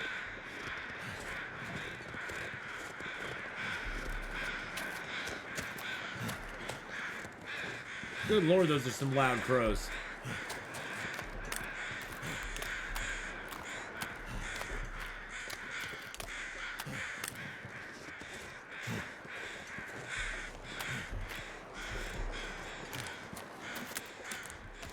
So yeah, you either have to be going to the forge, and at a forge you're gonna need a heavy hammer. You're also gonna need some cloth and scrap metal to make what you want there. At the ammunition bench, you're gonna need a lot more stuff. You're gonna need a lot more stuff at the ammunition bench. You're gonna need lead, scrap lead from oh, that corpse is still around, unless that's a new one. I think this is an old corpse. You're gonna need scrap lead. You're gonna need stump remover. You're gonna need grow well. I think this corpse I've already. Yeah, that one I already did. Okay. And you get scrap lead from the batteries. Yep. You gotta get a battery and you gotta scrap it out.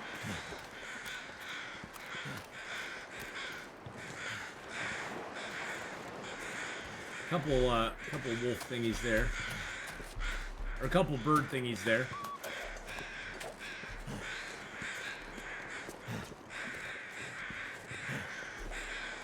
And then you're also going to need some charcoal.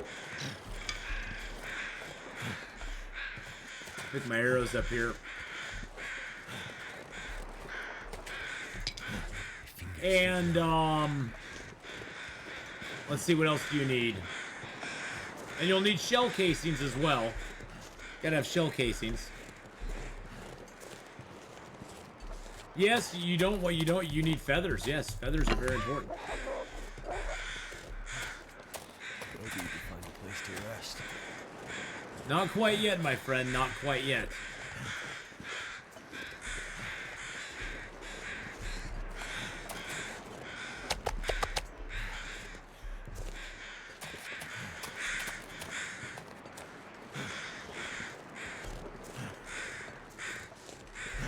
Not quite yet. So yeah, so there's a lot of things you need to bring to the ammunition bench. Things that I usually don't even have in mind, so I try to remember them all.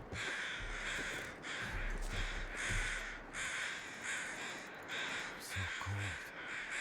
24 minutes. Yeah, 24 is fine. I'll take a little damage, that's okay.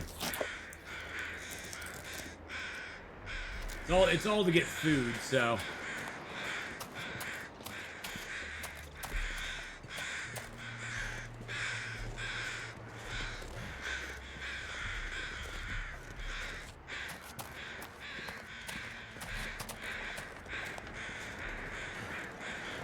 That's the crows there. That's the crows there. Okay.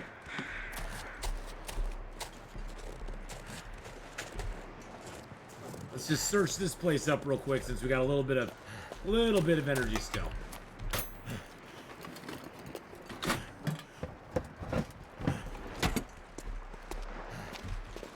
It'd be really great to. Oh yeah, you do want scrap metal at the ammunition bench area too, because you can repair your tools and weapons at the milling machine. I totally forgot about that, Honora. There's a milling machine at those places that you can repair stuff with too. So that's really nice to have there as well.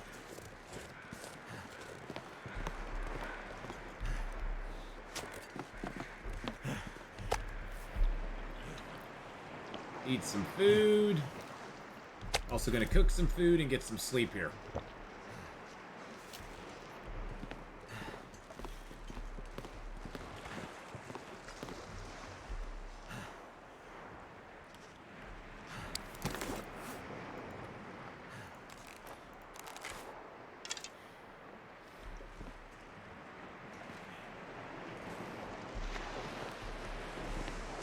Oh no! Can I not get back up there? Oh good.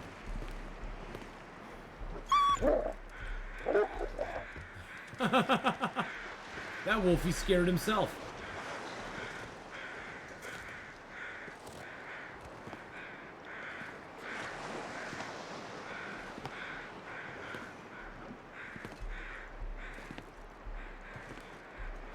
Be very, very quiet.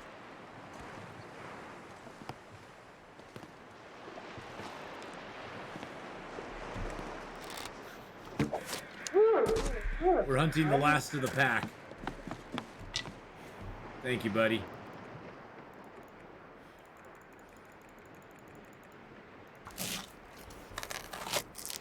dark up here. Time to look for shelter. It's starting to weigh me down. Well, that was the last of the pack. That was the last of the pack. So he's always gonna run from you. The last one in the pack will always run from you. But if you can sneak up on him like that, I had enough meat. He was coming towards the smell of the meat, and I knew that, so I took advantage of that, and I basically had the meat bring him to me, and then I just shot him in the face and killed him. Is that a bedroll back there? Is that actually really a bedroll back there? Is that actually a real, actual bedroll sitting back here that I just totally missed? What in the hell? Hope nobody needs this. It's a 10% too. 10% bedroll. Wow.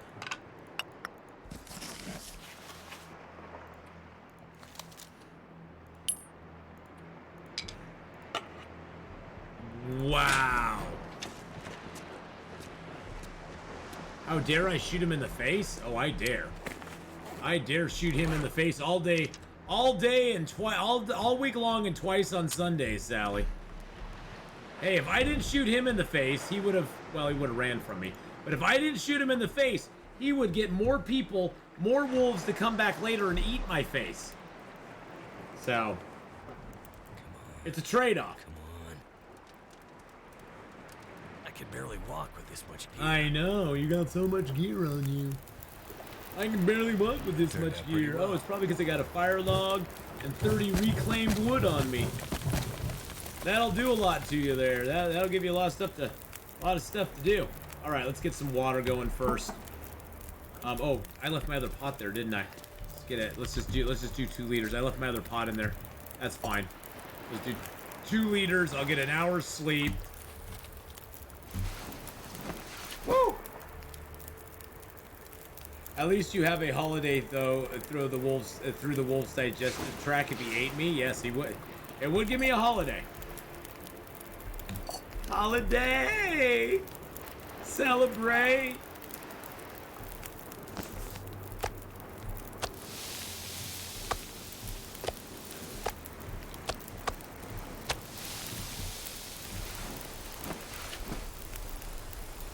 Yeah, Will, why don't you complain about something that actually matters, my friend? Why don't you complain about something that actually matters, my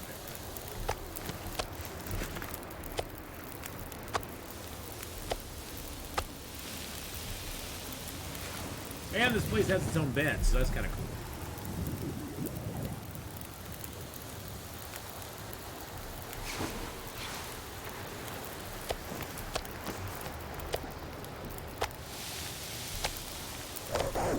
Oh, jeez Louise, Georgia Wheezy. Princess Luna with the 100 bits! Thank you so much for the 100 bits there, Princess Luna. I appreciate that very, very, very much. How are you doing today? This pack is getting too heavy to carry. Thank you for the bitty boos. I appreciate the bits. Throw those bits at me. Throw me your bits. Give me your bits. Your fun little bits there. Okay, let's go in a direction. We're gonna stop right now. Alrighty.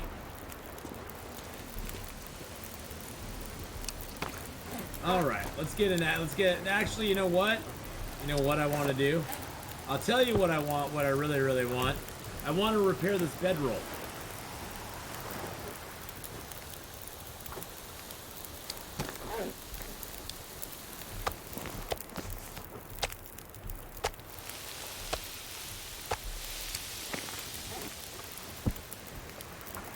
Because why not?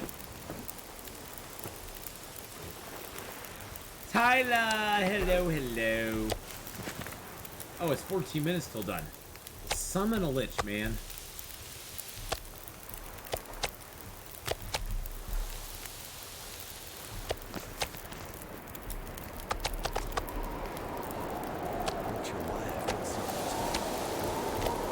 Whoa, now it gets crazy. Yes, please go give Tyler a follow, boys and girls. Another amazing streamer in our Pause Fellowship.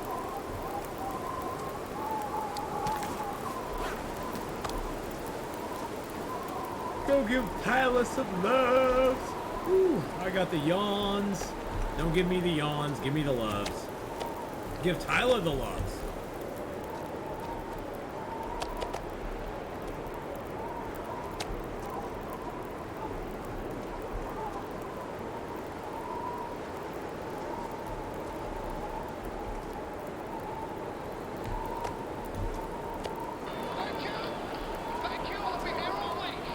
Princess Lulu _17 cheered X30. I need coffee. You need coffee? Well, there you go.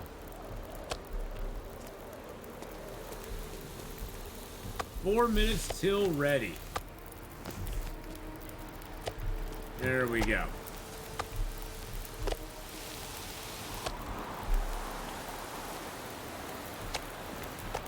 And we now have mead. Well, you have mead. I've done nothing, so. See, Tyler, this is the same experience I had with Don't Starve. Is everybody else is doing everything for me, and I'm like, oh, okay, I guess we have meat. I don't even know how that's made, but hey, it's great, I guess. Great, I guess. I guess when I play on Friday, I'll have mead. So yay.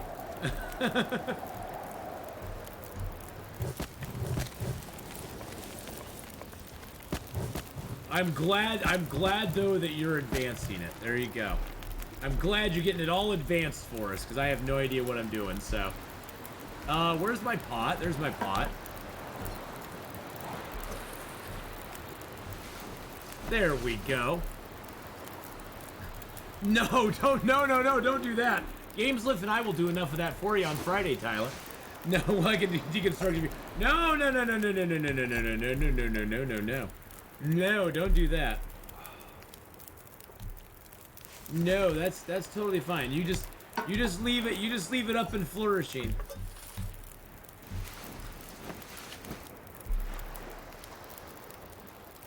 That is totally fine. Just don't get too far ahead of us. I was hoping we could all advance together in it. I guess that's not gonna happen. I was hoping we'd all advance in the world together, but I guess that's not meant to be. Atheenon's dream of shared advancement is not gonna happen. It's okay though. You know, hey, I'll have fun no matter what. I'll have fun no matter what we do. Wow, look at that sunrise. Look at that sunrise. Wow, we are super duper tired, aren't we? Yes, it will. I can't go further till we all find and get the second boss. Oh. Oh, the boss. The boss.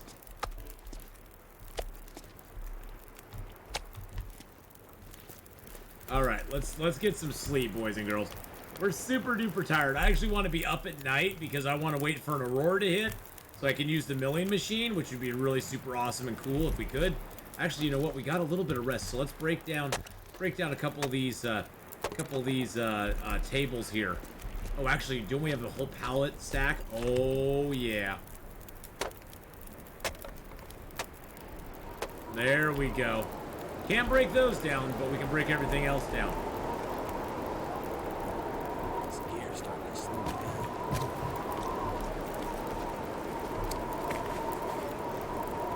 down. You realize you built about the same amount, if not more, Gundams this past year than I have in the past, like, 6 years? Well, that's a good thing. That's a good thing.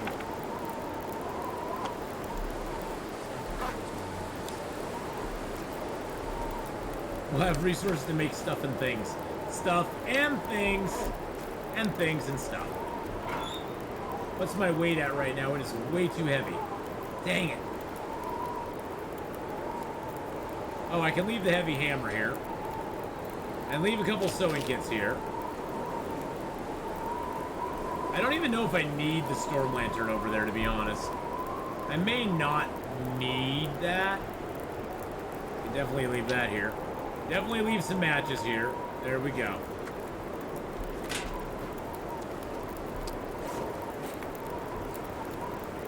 We'll drop the coal here. That'll be for later on. And drop some of the sticks here. There we go. You can leave a little water here as well.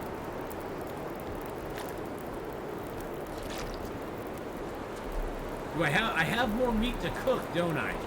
Okay, let's get a couple hours sleep real quick. I've got more meat to cook. I've got more meat.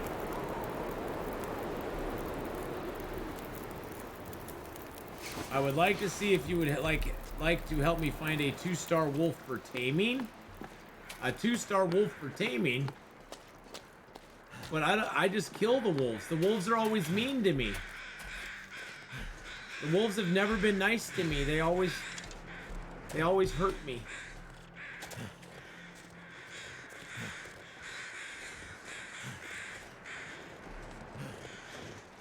Nothing in here anymore. That sucks.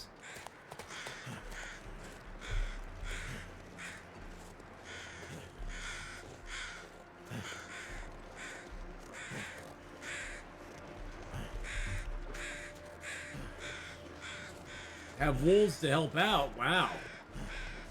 I like the sound of that.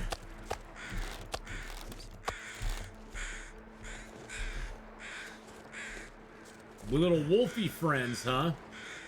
Do they go woof?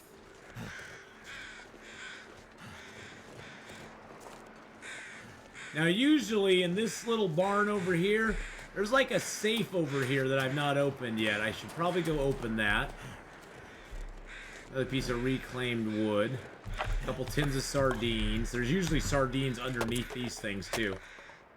A lot of times. Yep. If you're ever hungry, break down some crates, boys and girls. You'll find a lot of sardines underneath them. Something's making me feel tired. Now, they may not be in the greatest of shape, but you'll find some sardines. About 45-ish. 43. And about 15, 11, something like that. I gotta go all the way around. All the way around, boys and girls. And it's right about in here. We'll stop at 20 and go slow from there. Probably like 17 or 18. Oh, 16. 43, 16. Oh, and then it was 50. Gosh dang it.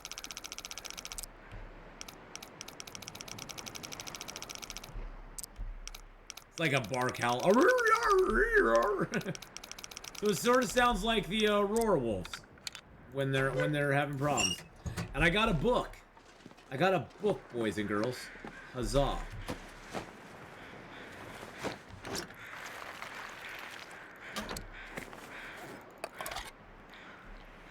Yum! Yum, yum.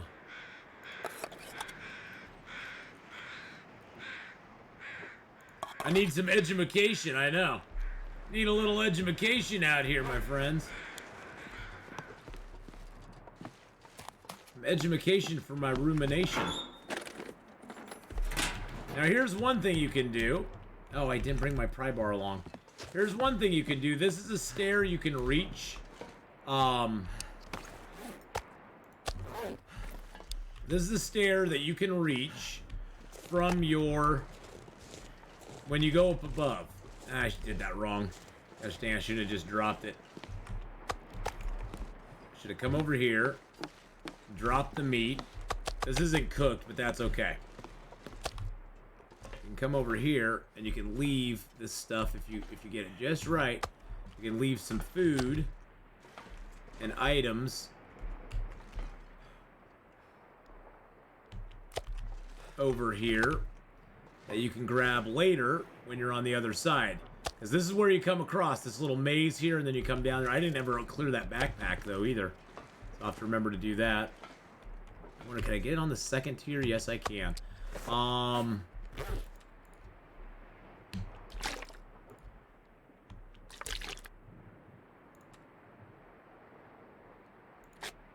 No, I didn't want to open it. I wanted to put it out.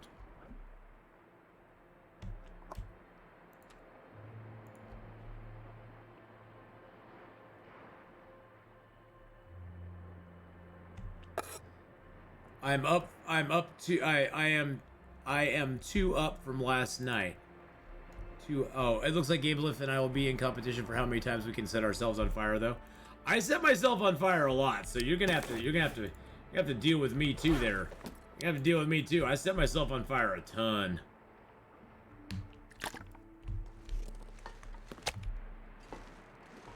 I kept trying to get stuff out of the fire and running into the fire on accident. That was my fault. Wonder if I can lay the guns down up there. That's like 3 kilos of stuff. Oh yeah, there's one.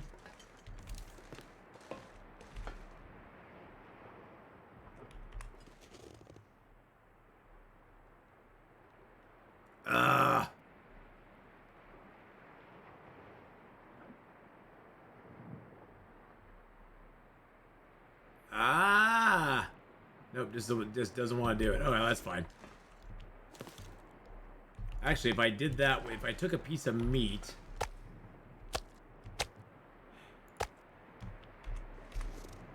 Ah, shoot, I fell. God dang it. That's the whole problem. You have to balance right on the edge of this thing.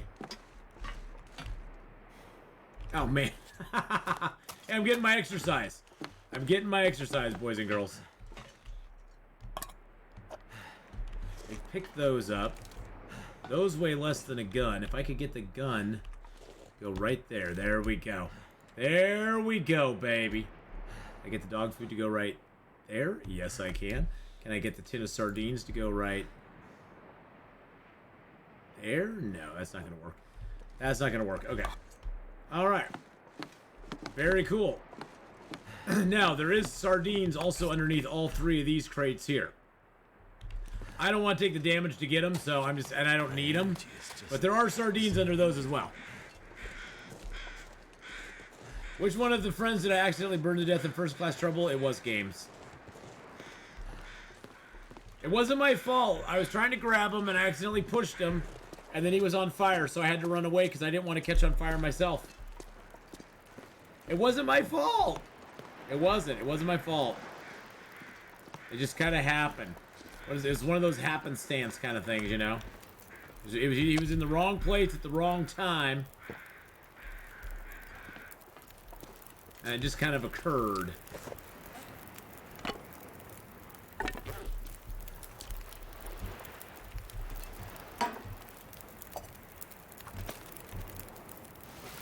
It just kind of occurred. Ooh. But, you know, hey, it's all good. We're friends. It's occurred. All right. Let's try to repair this bedroll one more time. Oh no, it's at 99%. That's good. Okay. Break down that. You don't have to be fast. You just have to be faster than your opponents. That's all you got to be. You don't got to be quick. As long as you're quicker than everybody else around you, you're good. You're good to go. All right. Do I have anything in here I want with me? Not really. Actually, I do need to take a couple of guts with me. Let's get a drink of water. We're gonna sleep.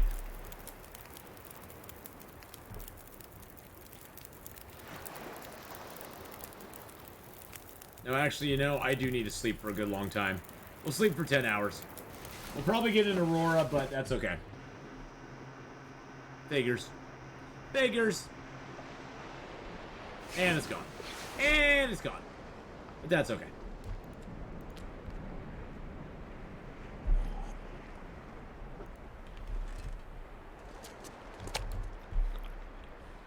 $195 days, yep.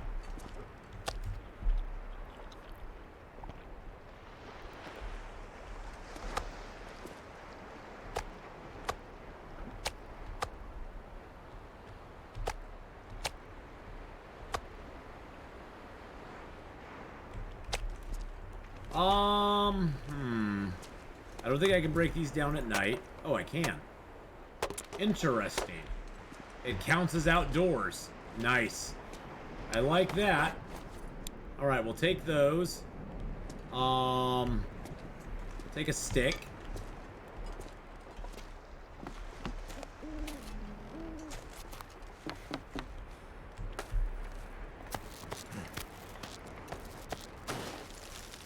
You know what I didn't get from this wolf that I should have got from him? I didn't even think about it. I should have pulled his guts.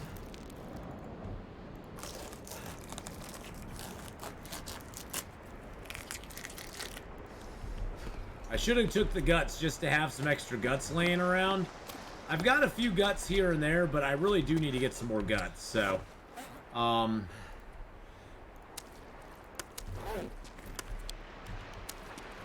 There we go. Can't feel my feet.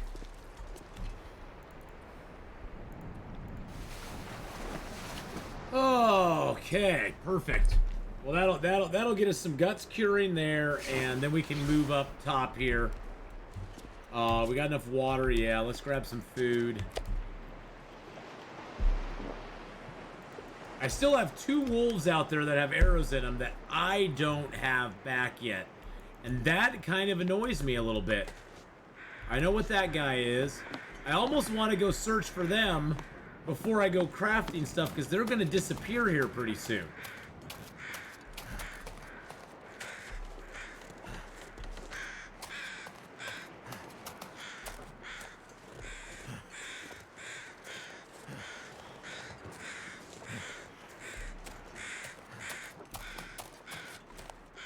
I don't even want them for the meat. I just want my arrows back.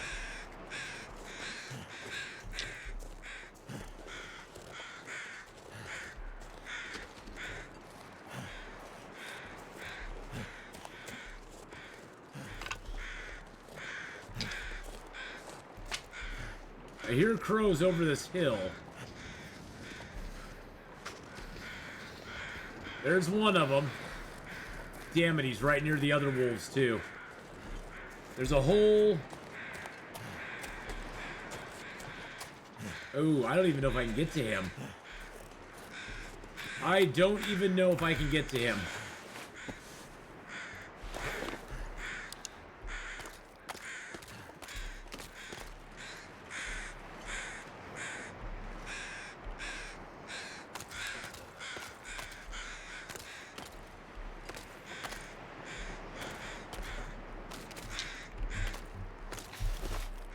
There's a whole nother pack of Timberwolves over there. There's one out there. Oh, that's my other dead wolf. Dag nabbit, to get my other arrow back, I have to go through these guys. Summon a lich.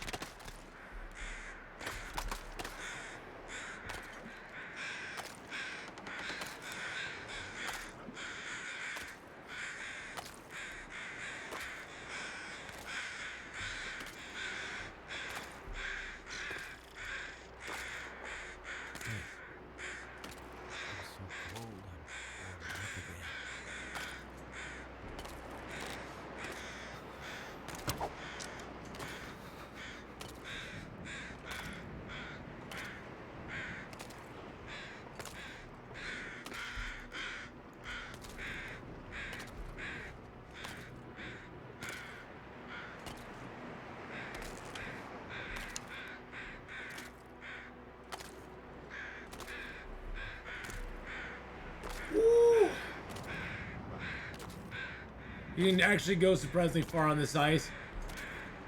Oh yeah, I mean, you can go all the way underneath the bridge if you want to.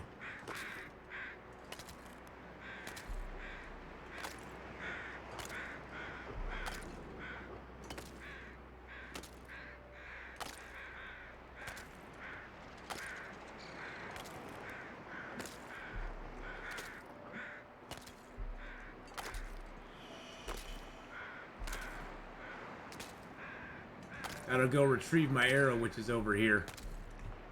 Very, very quiet.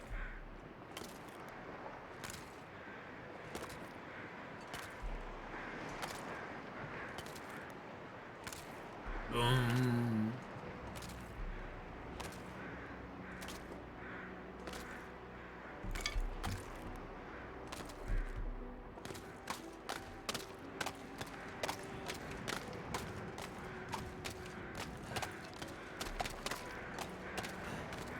Okay.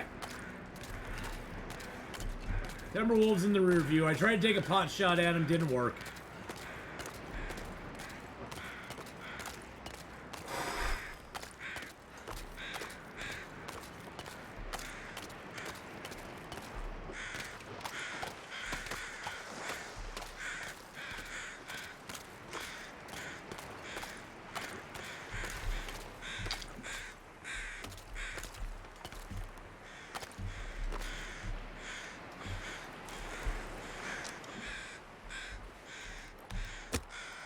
Maglens. There we go. Let's get a little Maglens fire. We'll just grab a little food here. A little food here while we're sitting here. Why not? We came all the way out here. We might as well grab some stank and bring those wolves over to us, you know? You know what I'm saying? I mean, look, the wind's blowing right to them anyway, so they'll be able to smell us from a mile away. And it's a free fire, so that even makes it better.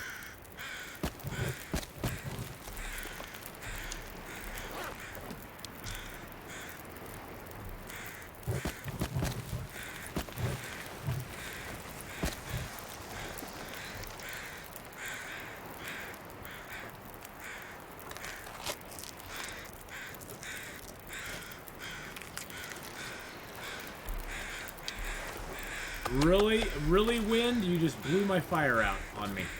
Really?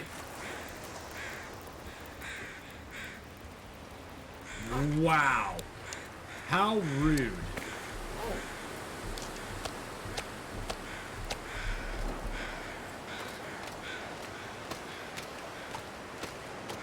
How rude. Need to find some place to escape this cold. The wind rudely blew my fire out. You even beachcombed a bit this way? That's awesome. I've never really explored a lot out in this area. Oh, those wolves are totally coming over here. I don't even know if I can get up to the cave here or not. I don't think I can.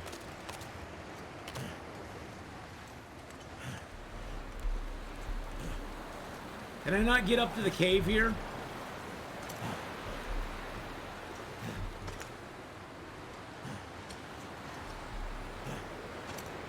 Can I mountain goat my way up? Is that a possibility?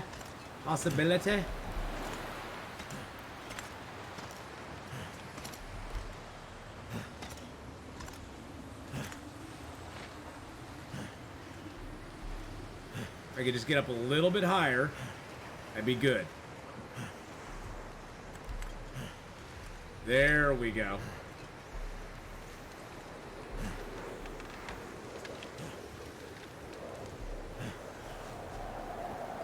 There we go. Okay. I think this is up high enough. I think we're up high enough now. Yes, we are. Okay, perfect. Perfect. Okay. Can't believe that wind. I built a fire, and of course the wind just came along and went, nah. Nah. What the hell did I just get? Was that a goat? Was that a go drink? It was. It sounded like a go drink. Blue flare and that. Some fluid and that. No fuel though. No fuel at all. Well, that food's just gonna sit out there because I ain't doing nothing with it. I can't make. I have no more fuel. Well, I have a stick, but I have no more fuel. So, this should make getting out of here interesting. I got plenty of food. Between this and this island back in the Cannery, if I recall.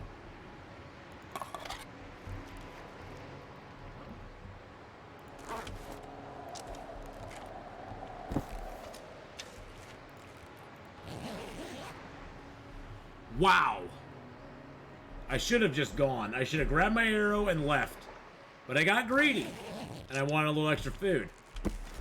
Just grabbed my arrow and got the hell out of there. I was like, ah, what's the worst that can possibly happen?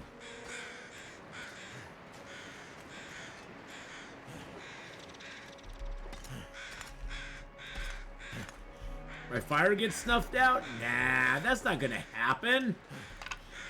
Why would it snuff my fire out? Because it's Bleak Inlet. And that's what Bleak Inlet does. Bleak Inlet snuffs out your fires. It snuffs out your hopes. Snuffs out your dreams.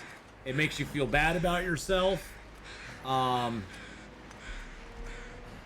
It doesn't like you. It specifically and explicitly tells you it doesn't like you.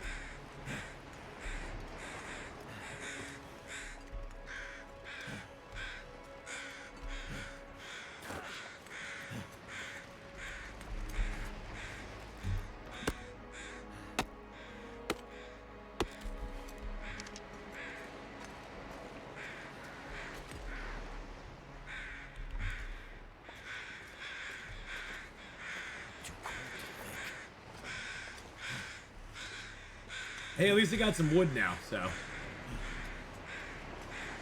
We're good for the night. We're good. Let's just put it that way. We're good. We're good for the rest. We're good for the rest of the night here. Even though we got Timberwolves out there.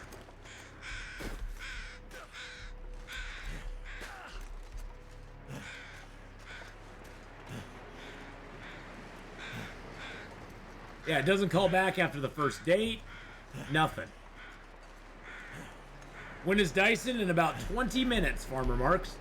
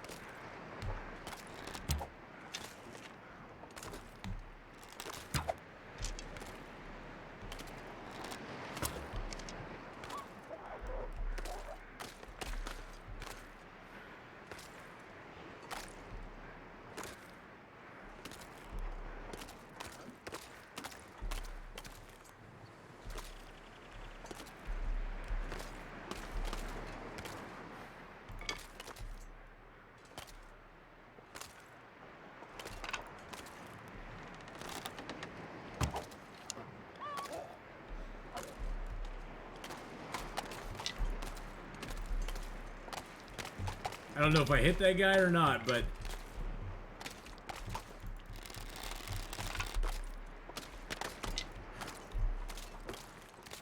Sure startled him.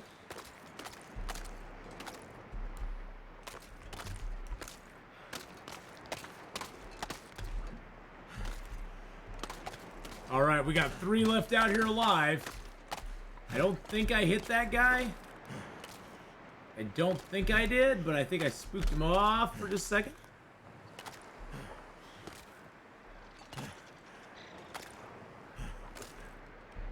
Can't seem to see my arrow over here, though. I'm not sure where that went to. That's sad.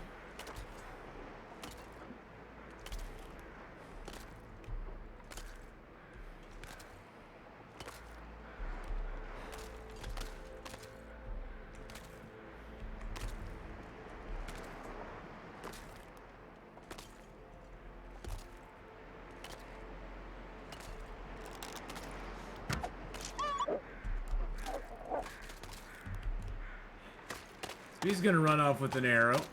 And I think there's another one over here.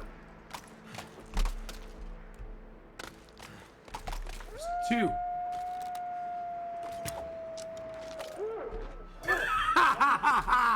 That's what you get, suckers. That's what you get, you damn stupid Timberwolves. That's what you get. All right. I've lost one. I lost one other. Oh, there it is. I was gonna say I lost another arrow out here. 15, 16, 17. I got 2. No, 16. So that's 16, 17, 18, 19. Just the Y. So I've got all my arrows back except for the one that's in the wolf that I killed. That ran away. Okay. So we got all the arrows back except for one at this point, which isn't bad. I missed a shot on one of those guys when I was facing the ocean. I think my arrow flipped over into the water. Can't find it at all. Yeah. They'll do that.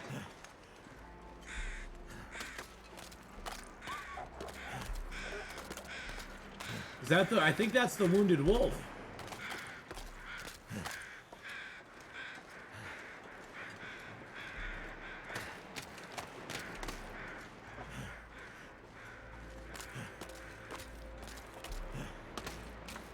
That was the wounded wolf. Or no, was that...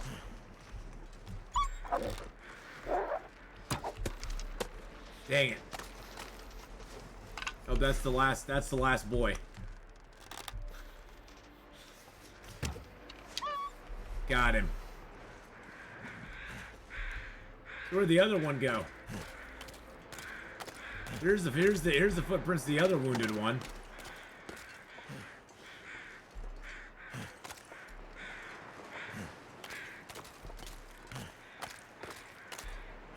What I hate is when you're tracking one and then the things just disappear. The tracks just disappear. Oh, there he is. Nice. So he already died. There's one arrow back for us, hopefully, if we can reach it. And we have one more down. Hey, Boeing, how's it going, buddy? Got one more that we just shot. The wolf under the dock I already squared away. That one was one of the Aurora wolves that spawn when you first come to this place. And there's this guy here, whose footprints just disappeared. But his blood is not yet disappeared.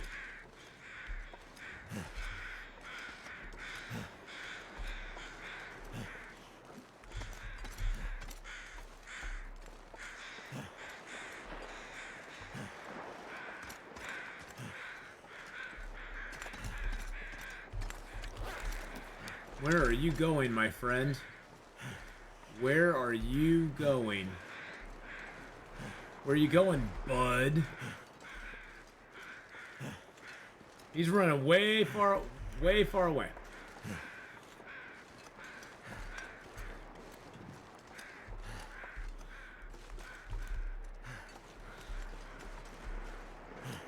Footprints should only disappear if it's snowing. I totally agree.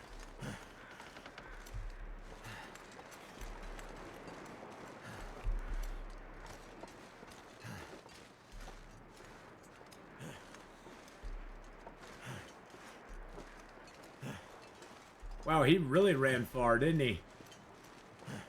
He ran way the heck over here. Can't pass up these sticks.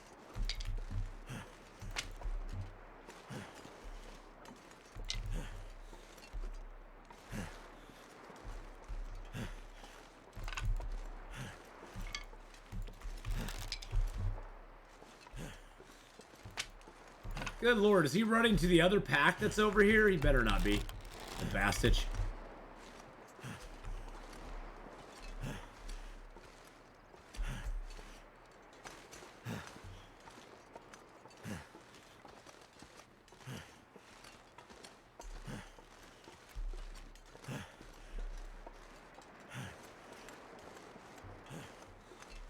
Wow, you can really see him going up in the snow here.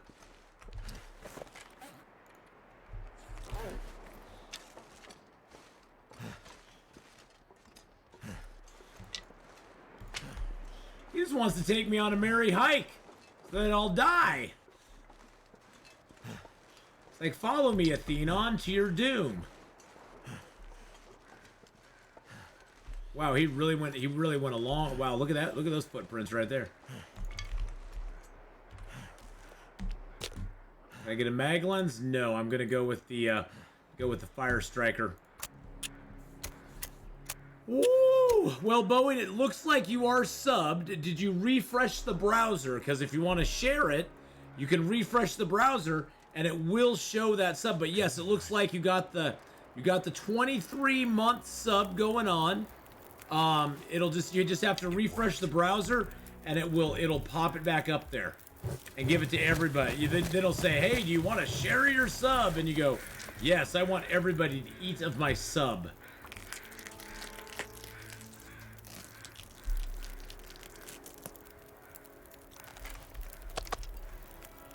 And who knows, maybe we'll look down here and we'll find the moose.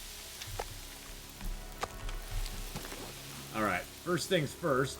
We're gonna drink a couple birch bark teas because we need to get our health back big time, boys and girls. So we're gonna drink a couple birch bark teas here. I think I'm gonna drop one as well and just have it kinda doing its thing. Get nice and warm for us.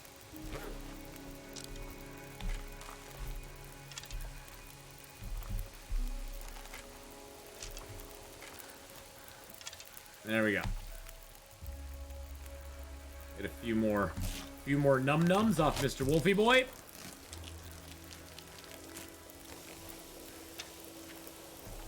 Get his guts.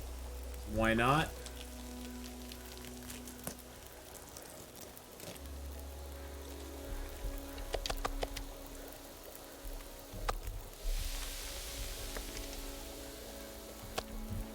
Yum! We have food again, boys and girls. I'm just gonna drink another birch bark tea. Birch bark teas, by the way, stack. Now you can go into my here. You'll see I have restore condition for another 7 hours and 11 minutes. For each birch bark tea, I've drank 4 so far. That's 6 health points I'm gonna gain back for each one of those over this 8-hour period. So it takes a while for the health to come back, but it really gives your health a boost when you need it the most, especially if you're like taking time out and just kind of like chilling by a fire, and you don't have any other animals that are directly gonna affect you right here.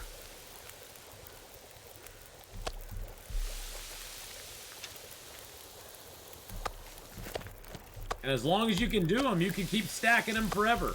The other nice thing is that birch bark teas stack with herbal teas.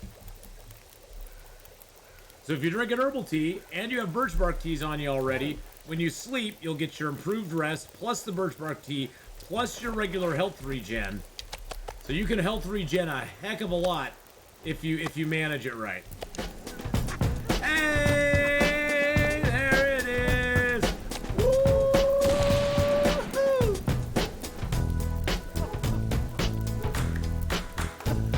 Boeing with the 23. The 23 month.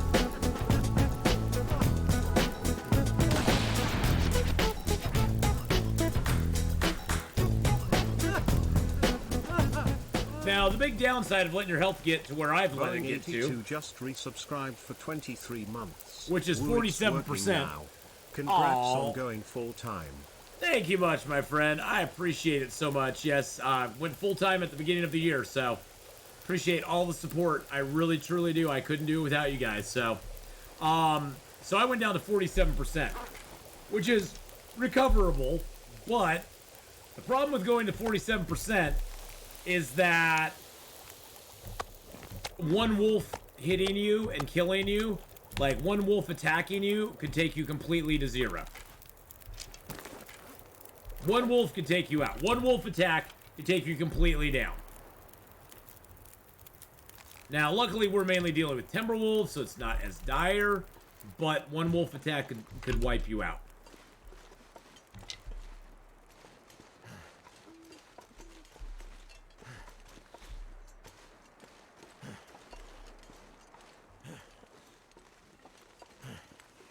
Probably best that I don't see how far up we are.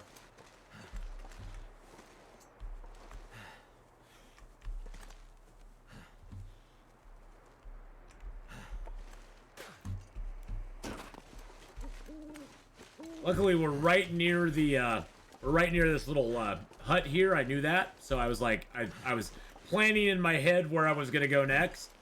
So this fog didn't really bother me that much because I knew where I was. I knew how to get to where I wanted to be.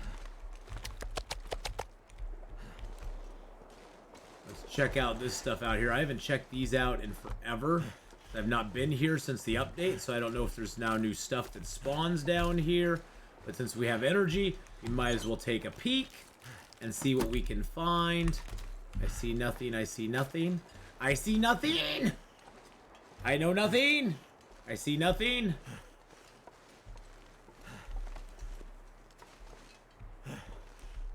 Alright, let's grab these couple of sticks.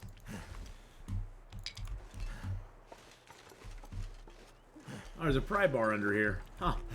I don't want the bench. I just want to get the pry bar. There we go. Are there matches over here? No. Alright. Let's grab the guts, because we'll take those inside.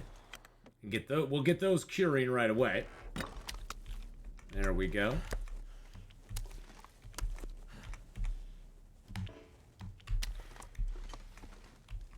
Can of spray paint, which I don't need. Nothing in there, nothing in there, nothing down there, nothing over there.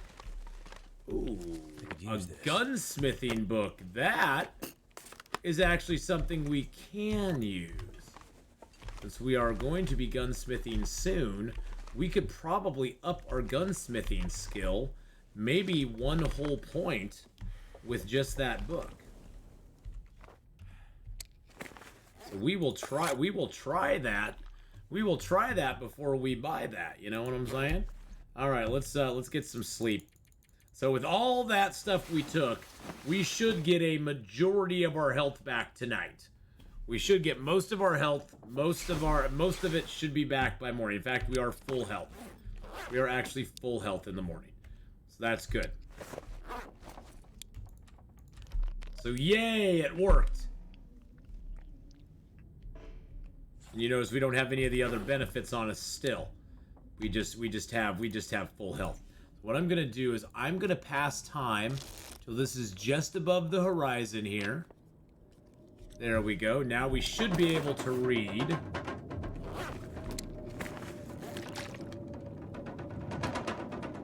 We should be able to read. There we go. Let's get this book read, boys and girls. Did we get a gunsmithing skill up? That's the biggest question. No, we didn't. Okay. It has to be up there though. Has to have gotten us a little. Oh yeah, we're only a few points away. Nice. Nice, nice, nice.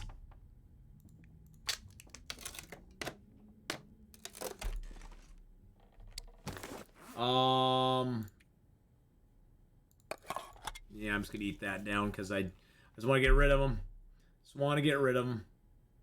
Drink that down just so I don't have to worry about water for a minute. For a hot sec. There's one thing I want to do before we go back over and craft ammo. First, I'm going to eat a piece of wolf meat. We're going to leave some wolf meat here, too, because we have plenty. And I want to check and see if the moose is up.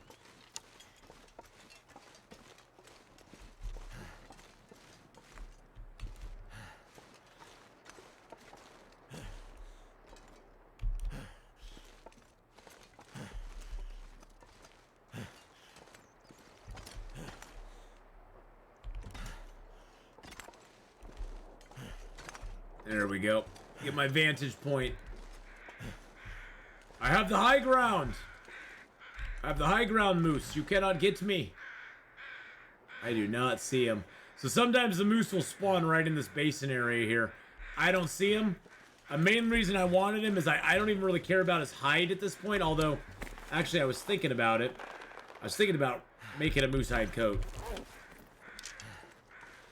I was thinking about it. I really, truly was. But I don't think I will.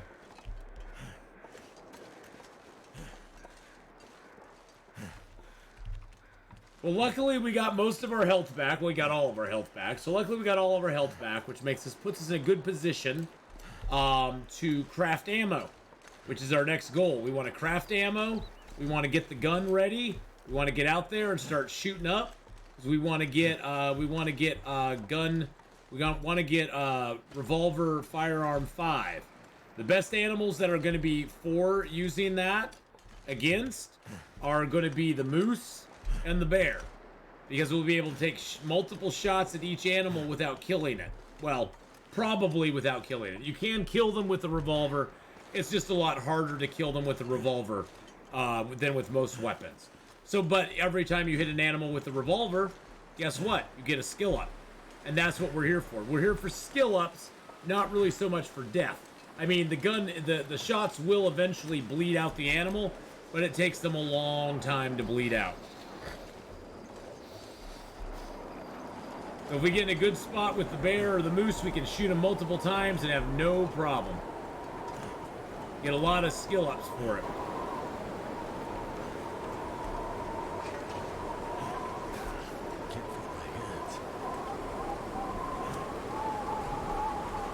We've got all of our arrows back, which is phenomenal.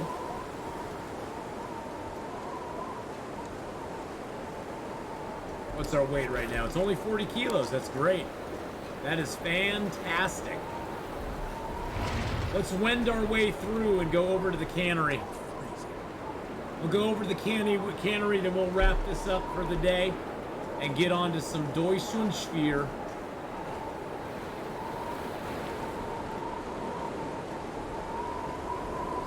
This wolf's still just laying here.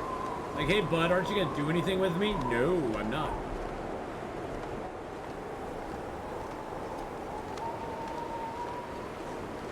I'm gonna grab a quick drink here, though, because we got extra water here.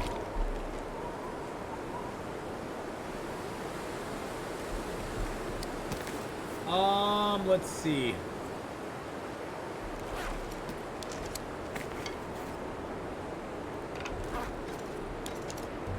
Put the tinder plugs in here. There we go.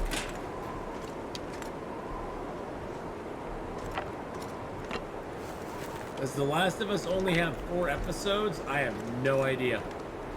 I don't know what I would imagine they probably have more coming. Wait and see. It's probably just, I don't know if they're putting them out on a weekly basis or they're putting them out like all at once, like the binge model, or if they're putting them out individually, week after week.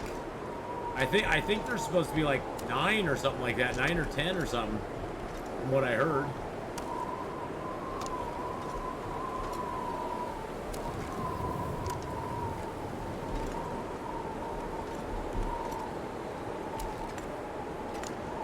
I think there's supposed to be more. Let's just put it that way. I think there is supposed to be more than 4. That would be very weird to have a season that's only 4 episodes long. Who does that? Alright, now we will search this place up real quick. Oh, I don't have a... Oh, I do have a pry bar along, don't I? I found another pry bar.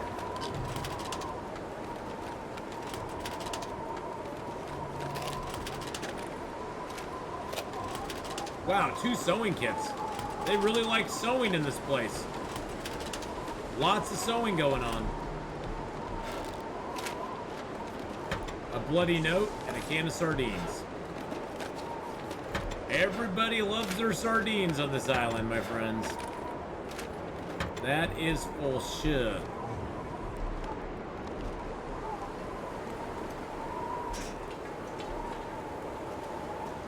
I haven't looked around the boat since the update. I don't know, maybe there's something else that spawns on the boat. I don't see anything else, so I'm just gonna call it a day.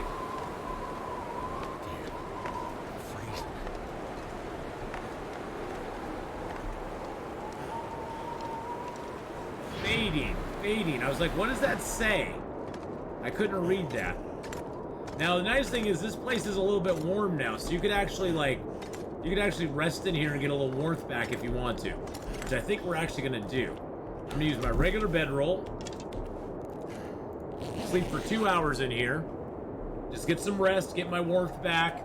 We got a little bit of a journey to take on the rest of this, so we're just gonna get a little rest and warmth back, and then we can go up here and deal with the rest of this stuff.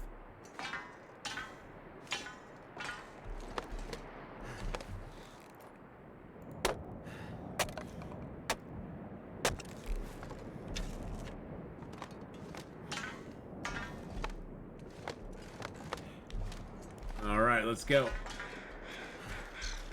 I honestly wish you didn't have to take this path every time. But, you know, hey, whatever. You get used to it. Hey, you get really good at this path. I mean, I will give them that. Is there anything over there? No.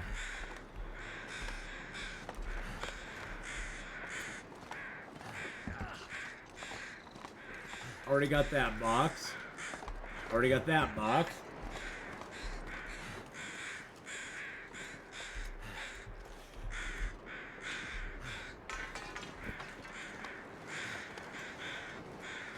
All right, up the little ramp we go, and then we'll get over here and we have all of our stuff that we stashed on the stairs.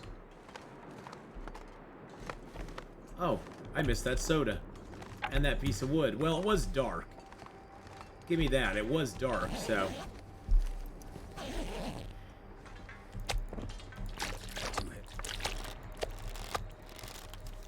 Hey, look at that. We got all the stuff. All the stuff that we couldn't climb a rope with, we just stacked up there and we can pick it all up. Which works out great. Gave us some water, gave us some food that we can cook. Didn't even put us at over capacity, so we can still sprint. Oh, I got a plastic container here to search too. And we got a piece of metal out of it. Very nice. Got a box here to destroy if we want it. I'll leave it for right now. I already searched that safe over there. We got a whole book out of it. Yay, we got a book. Got a book, yes! And it wasn't even a book to read, it was just a book to burn. But hey, books are great fire starters. Never ever underestimate the power of a book. Fire starter books give you a juicy 20% bonus on your fire making skill. So always remember that.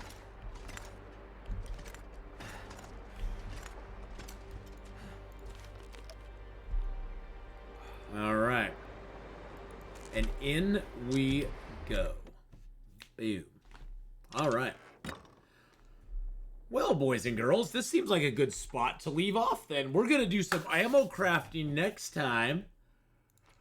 We'll be back on this character on Friday afternoon at noon. We'll be back on this character playing him again.